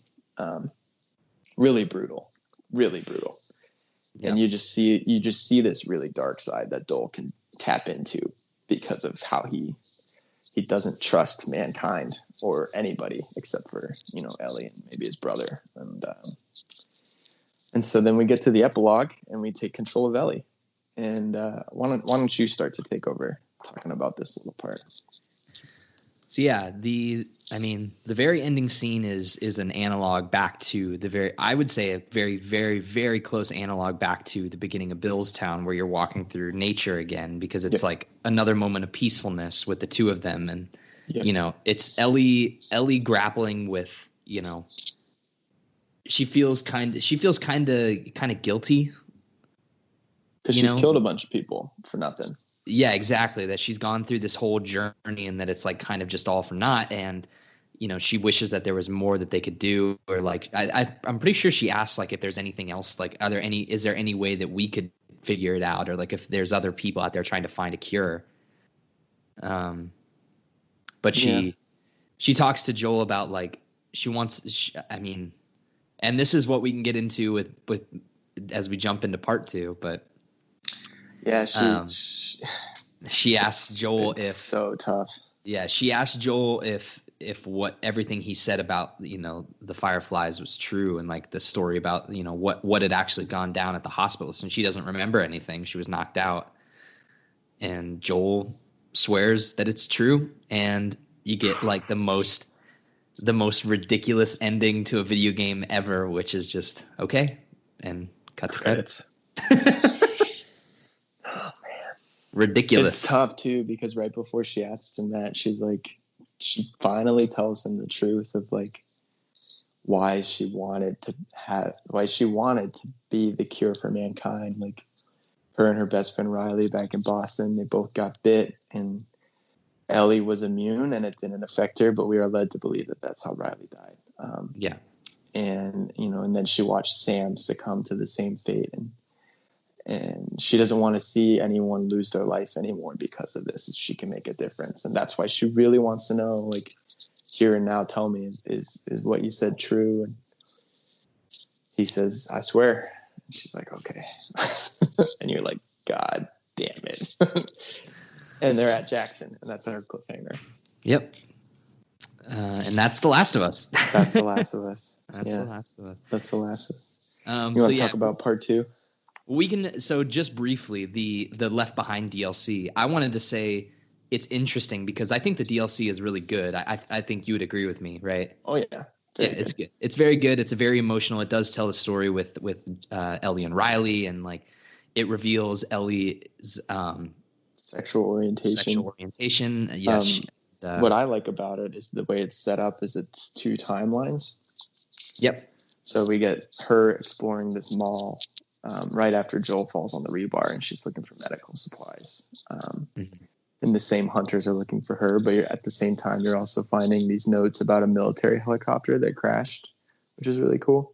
Yeah. But it keeps flashing back sporadically throughout the game to you and Riley exploring a separate mall. And it's just like they're playing games, they're having fun. It's her last night before Riley joins Fireflies.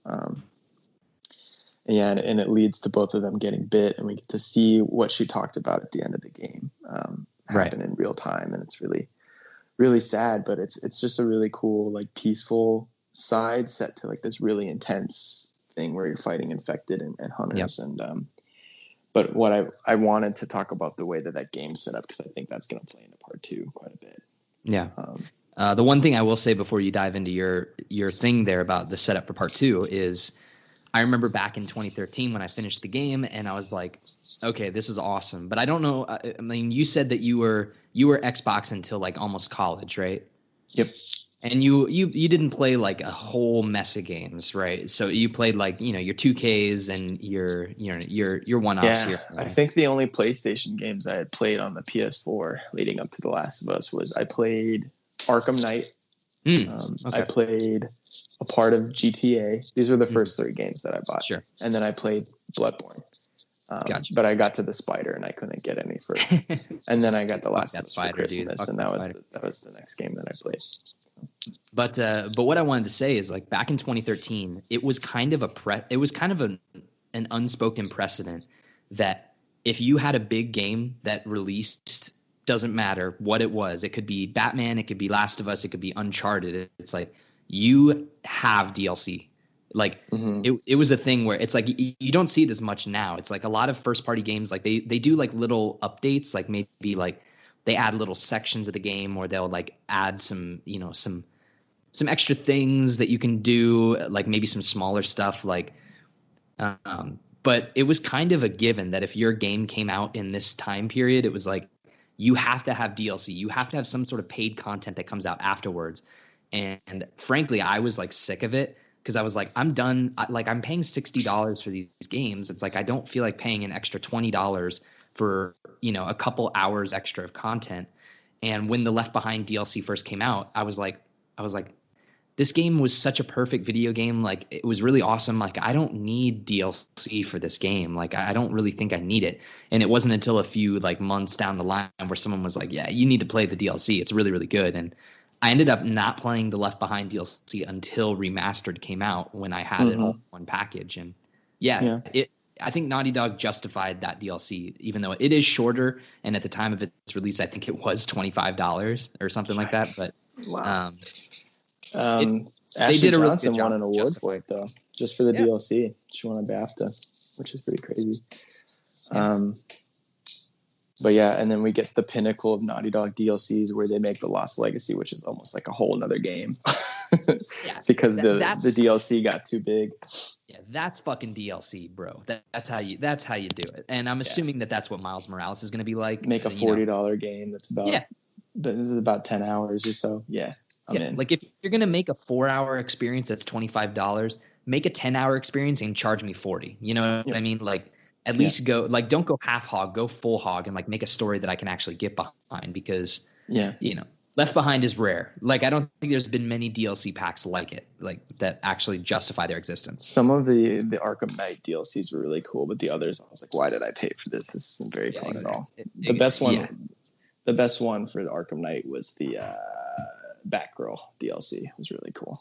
It was about 5 hours, and you're exploring this old amusement park where Harley Quinn and the Joker are at, I think, and Robin shows up. It was cool.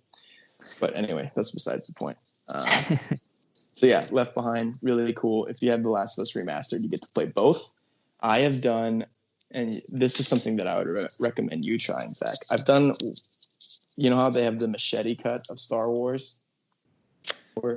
Where you watch 4, 5, and then you watch 1, 2, 3, and then you watch 6. Ugh, sure. Yeah, it's not worth it. But I've done my own machete cut with The Last of Us, where I play up until Joel falls off the horse, and then I play Left Behind, and then I play Winter. It's pretty interesting.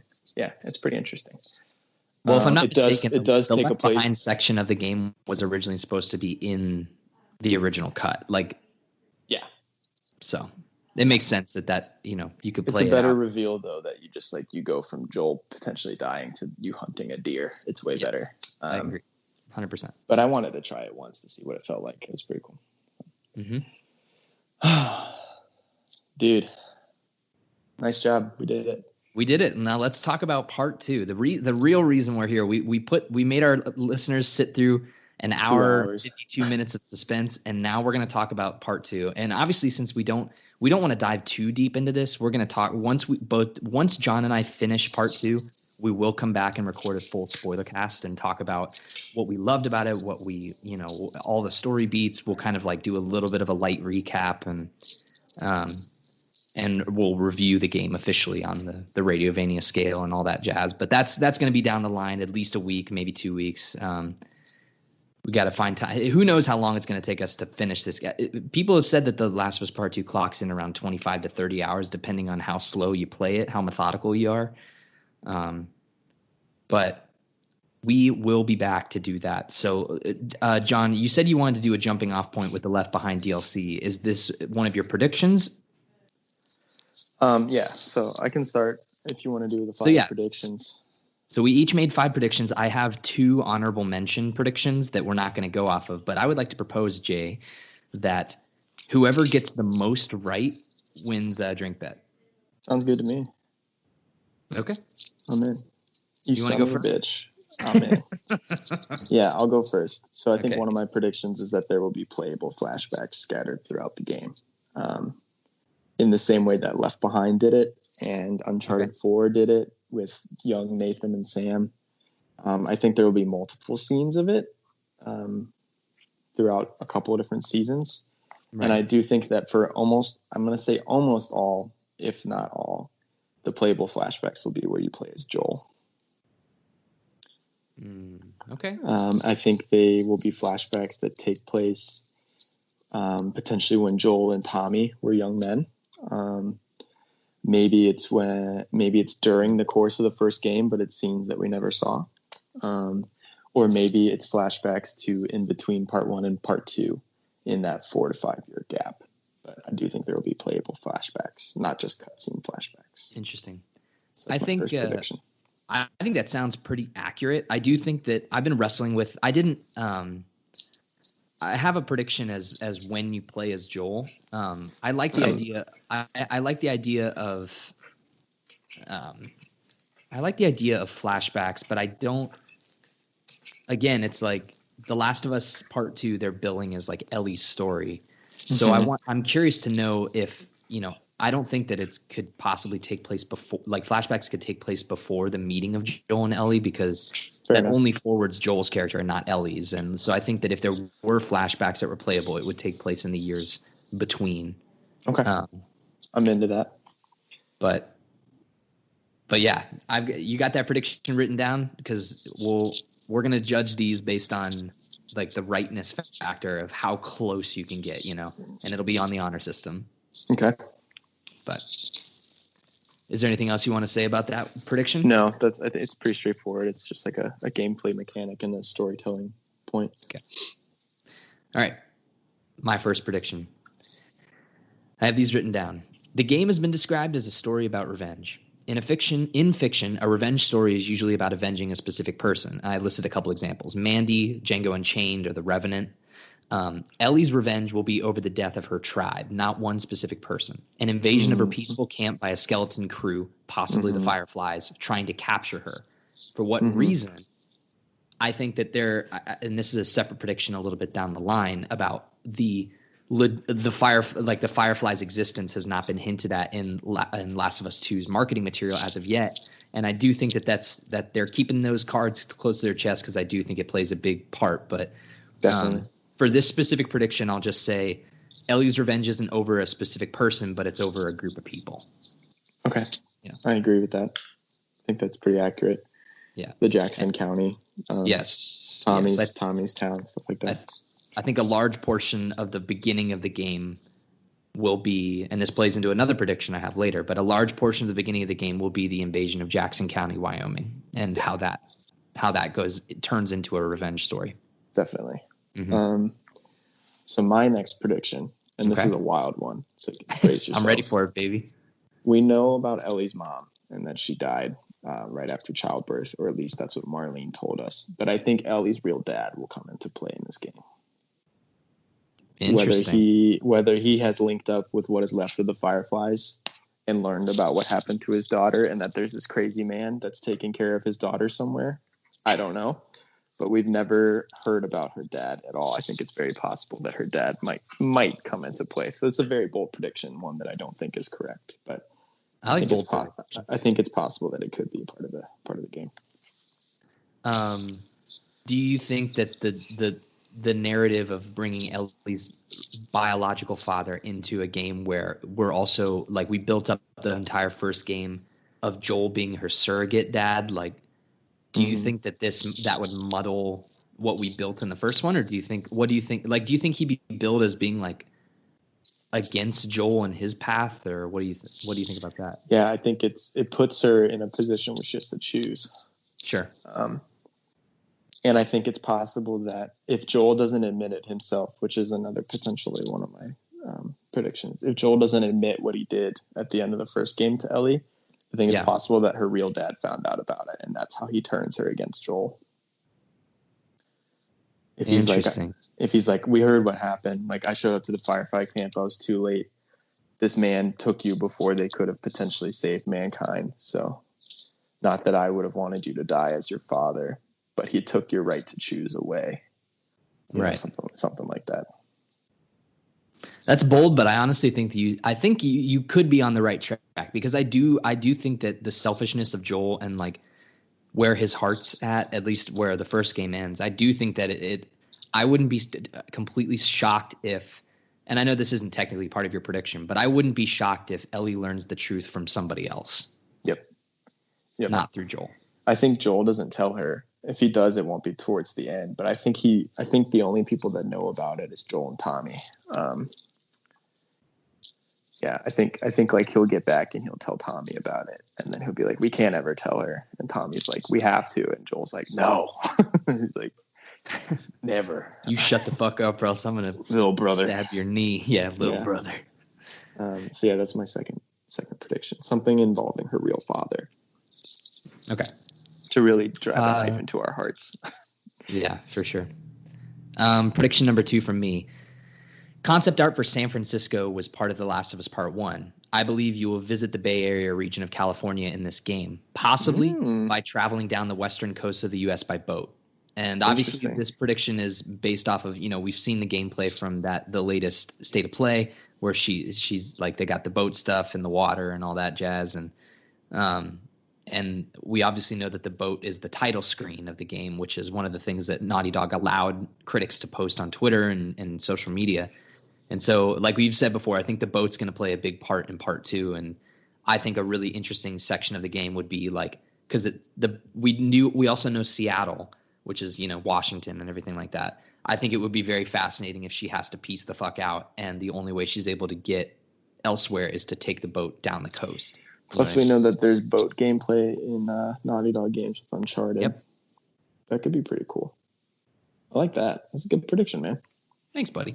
So my next one was Bill coming back in some form, but we kind of already talked about that earlier, so we can just kind of brush through that because that was one of your honorable mentions. So definitely an honorable mention for me. Yeah, it's Bill's return. Why don't you go to your third prediction then? Okay, my third prediction. You will play as Joel in the very beginning of the game, in the prologue. The prologue takes place immediately following the end of Last of Us Part 1. Okay.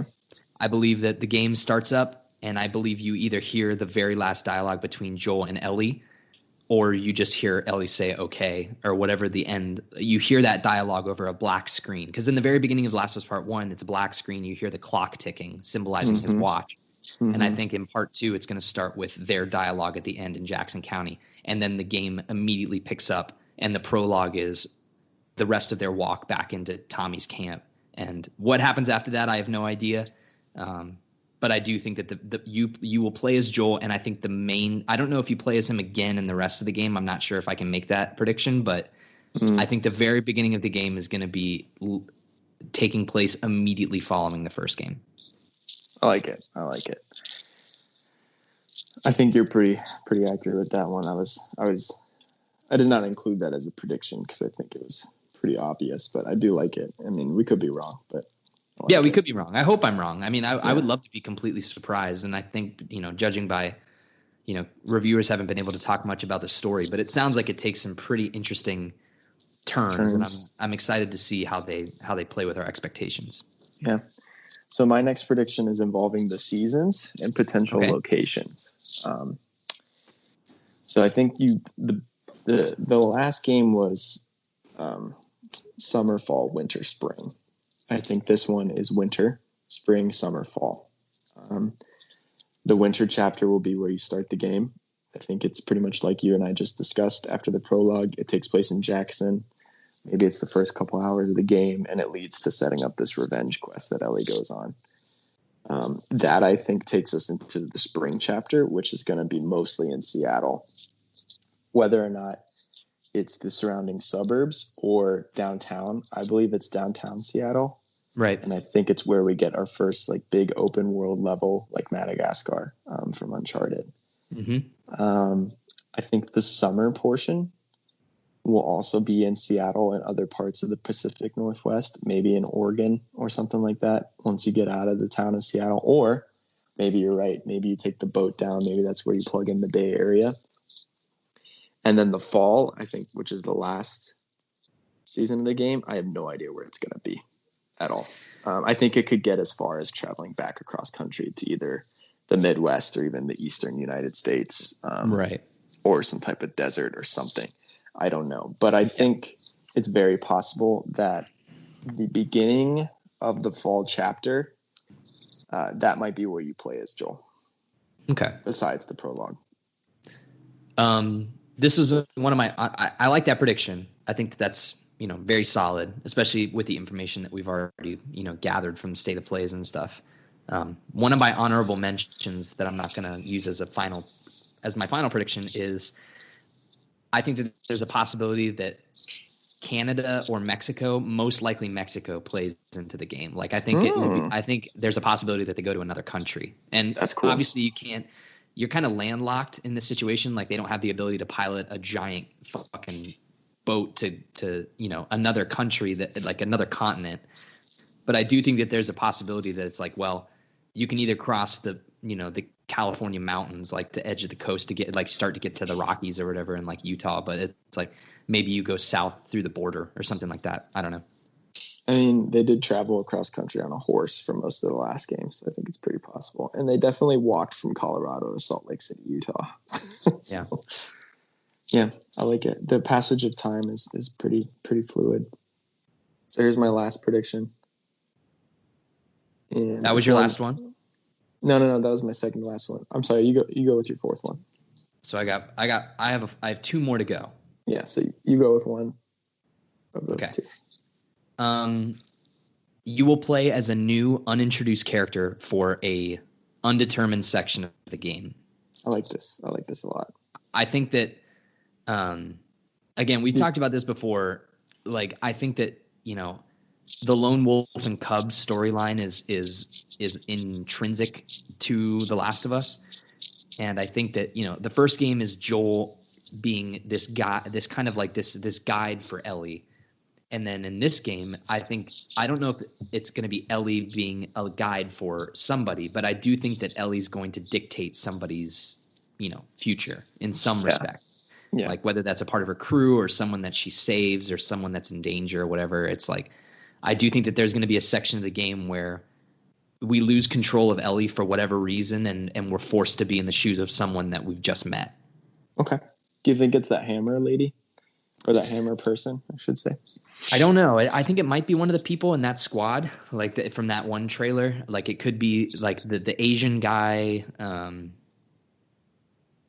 Yeah, I don't know. It could be someone completely different that we've not seen before. So yeah, I'm curious how those people play into it. I have no idea in terms of predictions. So yeah. All right, you ready for my final prediction? I'm ready. Hit me. As spoiled at Drew's bachelor party, I think my big prediction is that by the end of the game, Ellie will be the one that kills Joel. I don't know why. Maybe it's her discovering the truth. Maybe it's... I have no idea. But I think her revenge quest is going to take her too far. Maybe it's an accident. Right. But I think she will be the one that kills Joel, and that's going to set up something that she has to cope with in part 3. Like I said at the bachelor party, when John pulled this one out of his fucking pocket, I like this prediction a lot. I don't necessarily know if I believe it wholeheartedly, but I think it makes total sense, because at the end of The Last of Us Part 1, as much as time as we've spent in Joel's shoes, he's kind of like the antagonist.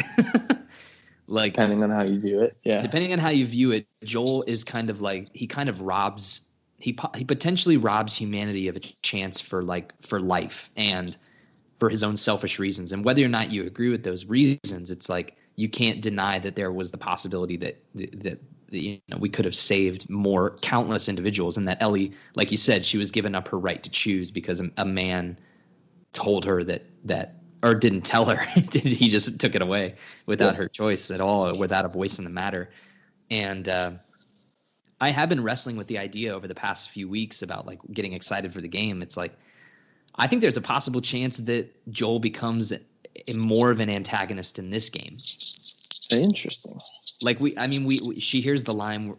We've heard the line countless times where she's like, "I'm gonna kill every last one of them." But it's like, what if he's manipulating her this entire? I don't know. It's like, how far is Joel gonna push this lie, and where is it gonna take Ellie before she realizes that it's actually Joel who's been kind of fucking things up the whole time? Yeah. So. I think that's pretty interesting, but the reason why I think it's possible that she could be the one to take him out is Joel's too much of a beast, and he's too smart of a survivor to let anyone get close enough to be able to kill him. I think she's the only one that would be able to. It's like, spoilers for the end of Game of Thrones. It's like Jon and Daenerys, I think she's the only person that could gain the upper hand on him because of his emotional connection to her. I think that makes total I sense. think if you pitted Joel against Tommy, like Tommy's dead in 2 seconds, or literally anybody else. Sure. But I think another little part of this prediction that I have is maybe she discovers the truth, gets rid of Joel, and then perhaps the cliffhanger of this game is Ellie turns herself into the Fireflies. Interesting. Mm-hmm. That's very interesting. My gut is telling me that Joel, I don't know. Do you think if you had asked me 2 months ago, I would have said Joel's dying in this game 100%. But I don't think he is. I don't think he is. Yeah. Now that they've talked about, Neil's been talking like, yeah, we're trying to decide now, like we put years of our lives into The Last of Us Part 2. And it's like, he's been talking about already doing a third one. And I think it's going to be a trilogy. And, if that's already in his mind, it means that this game has to end in a specific way, in a very specific way. And that leads into my last prediction. So is there anything else you wanted to say? Nope. Okay. My last prediction is the game ends on a cliffhanger similar to part 1. This time, Ellie has to make a difficult decision and either lies or tells the truth. Furthering the idea that The Last of Us Part 2 is a continuation of the first. So I don't necessarily. I'll say that if your prediction is that she, it's not your actual prediction, but that she might turn herself into the Fireflies. I think it's going to be that she learns a piece of information, or she has to make a call similar to what Joel had to make in the first one. And I think it's an idea of where is Ellie in her life, what is the decision that she's going to make, knowing what Joel has done. Because I do think in this game, she does find out what Joel did. Yep. And that's going to inform her. That's going to inform what she does for the rest of her life, I think so. Yeah. I don't know. I don't want him to die. I don't want either of them to die. You want to hear Izzy's predictions? Yeah, hit me with the. So my girlfriend has only played the first hour and has witnessed me play the end of the game, but she doesn't know anything about the middle with the spring, winter, fall, all that kind of stuff. Okay. She has 2. Joel tells Ellie the truth about the Fireflies with his dying breath is one of them. He literally takes it almost to the grave. And her other prediction is that Ellie sacrifices herself for somebody in this game. So sure, her predictions is they both die. Jeepers. Yeah. I think she wants them both to die so that I'll stop talking about the franchise. I do think that if that happened, I think you might have to like retire and like move. I would not be well. I would not be well. Well, John, I think it's been a good conversation. I'm excited to see where everything pans out. Is there anything left unsaid that you need to say before we sign off for The Last of Us Part 2? I've been anticipating this game since I rolled the credits of the first game back in 2015 or 14. My expectations for the story are not super high. Like, I know Naughty Dog will tell a good story, but I don't really know anything. I haven't seen any of the leaks. I really have no idea where this game could go. However, my expectations for the gameplay are pretty high because I think just trusting what they've done with Uncharted recently, I think that taking the survival Last of Us model and plugging in action and traversing different levels with ropes and puzzle solving, I think this could be one of the best playable games in terms of like how it feels. But I myself am concerned with how gory it is based on what we've seen so far, that I think it's going to be a lot harder to stomach than anything we've ever seen. And that'll be really interesting to see how the world reacts to that. Because some reviewers they're mixed on the game because of how intense it is. And others are like, yeah, but like it's horrible, but it's expertly crafted and it deserves a 10 out of 10. So I'm just really curious to see the fallout of this game. Yeah, I think it's going to be, I mean, we've talked about this before, but it's going to be a divisive game for the public. But I think that something to remember is that, like, people are going to react to games differently, and games are a different medium than anything else because you're in control. You can't control a movie and you can't control a TV show. You can just like you're passive the entire time. And so I think it's going to be interesting to see if people like drop out of the game because they're so, turned away by how violent and depressing it is. And let's not sugarcoat it. We live in kind of a depressing, shitty time right now. Like, oh yeah, police brutality, the state of the global pandemic, like our fucking president's a nut job. Mm-hmm. And it's like, that's why it's been funny. It's like Animal Crossing has been so nice for me because it's so light and airy and it's something I can do that's, makes me happy. But The Last of Us is going to be like, it's going to take some effort from me to get through it.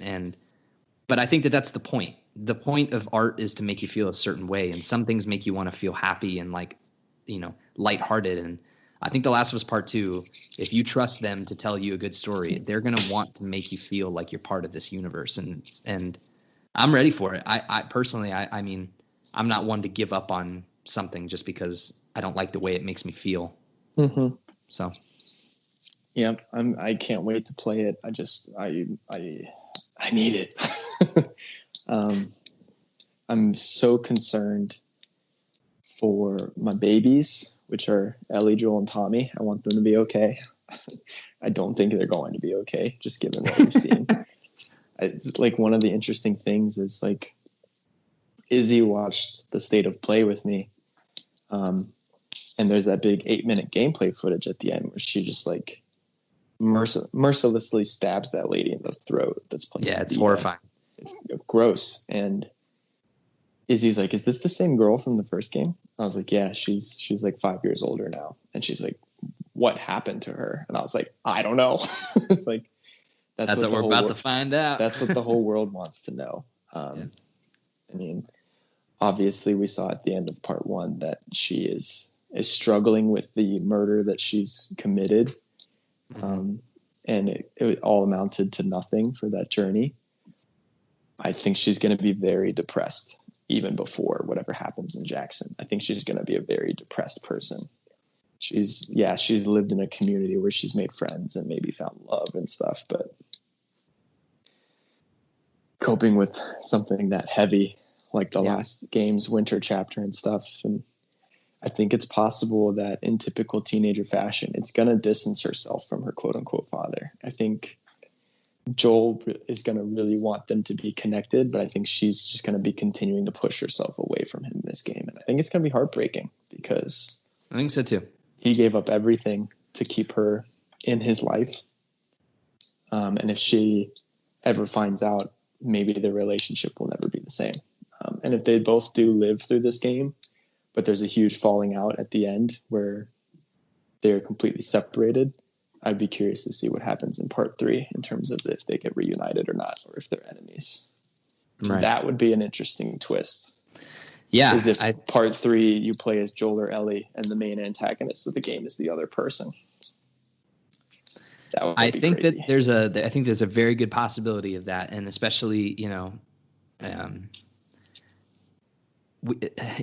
there's just so many unanswered questions, but I think that, regardless of what happens, I think, even if all your babies do bite the dust, I think I trust their, their storytelling prowess to give us a good reason for all this. And that's the thing Tommy's going to be fine. I think he's going to be like Alfred. I think he's going to be in everything. We will see in just about 12 hours. Mm-hmm. A little bit. So let's end the podcast by talking about what's your routine the rest of the day. My routine? You got about 12 hours until your life is changed forever. What are you going to do with this last 12 hours? So I texted John about this last night. Shout out to Boulevard Brewing Company out of Kansas City, Missouri. They are actually doing a Last of Us Part 2 themed beer right now. It's their Space Cadet IPA, but they're maybe doing they go to Kansas City. Maybe that would actually be really, really cool if that's like a secret tie-in that they. I like that. Good prediction there. Thank you. But I'm swapping that out for my Bill prediction. I found a beer like a I don't know, like a quick stop beer shop or whatever in like a couple miles north of my apartment in Cincy. So I'm gonna go up there, pick up a sixer of the Last of Us beer so I can have a cold one to crack open as soon as the game starts. So I'm drinking Last of Us while I'm playing Last of Us. Got some. I'm gonna do some exercise. Maybe go for a long walk, hop on the elliptical for 20, 30 minutes, and work up a sweat. I think your idea of taking a nap is not a terrible idea. That might make my endurance a little bit better tonight. But I'm gonna take a little nappy. Yeah. What about you?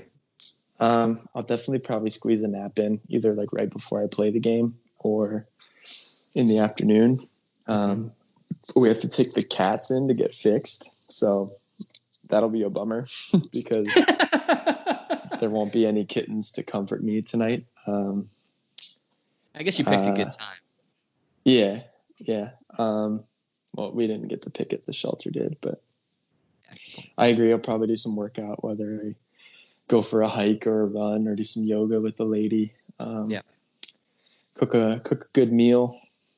Just try and distract myself. I don't think I'm going to play any video games today until then. I played a little bit. I played a little bit of part 1 last night. If anything, I'll log on like an hour before part 2 and I'll play the epilogue of the last game just to get it like nice and fresh in my mind. Sure. But yeah, that's probably what I'll do the rest of the day, and then just sit there and stare at the wall until it's time. All right. Well, thank you all for joining us on this wild ride, and we can't wait. I can't fucking wait to talk about this game on a show because I got a feeling like, whether or not it lives up to all of our expectations or not, I'm trying to keep my expectations relatively in check. Like, even though I'm very excited, I trust Naughty Dog implicitly. I still want to come at this with a set of like fresh eyes and I don't want to expect too much. I don't want to try and guess where it's going, even though making predictions is fun. I hope I forget my predictions for the most part by the time I plug in the game. So yeah, I'm excited to get back together with you and record our spoiler cast of the part 2. But thank you guys for listening to Radiovania. As always, please remember to go to radiovania.com and check up on our DCEU in review. It's been a really fun series, and we've gotten really good response back on it. And it's we're all the way up to Wonder Woman now. Justice League will be soon. Obviously, we're taking a break because of Last of Us and everything. We'll be getting back together with the DCEU soon. But you can follow us at Radiovania on Twitter, radiovaniashow@gmail.com for all of your questions, comments, and concerns. And if you have any thoughts about The Last of Us or Part 2, if you're playing it, if you're not playing it, whatever questions you have about the game, please email us there and we'll read them on the show. And thank you for joining me, John. Hell yeah, man. I'm glad we got to do this. For sure. Absolutely. And we'll see you guys. My favorite game and in anticipation of potentially my new favorite game. All right. Well, until then, do you have a quote from The Last of Us to end us on? Part 1 or part 2? No, I don't care. I struggled a long time with surviving. And no matter what, you just got to keep finding something to fight for. Beautiful.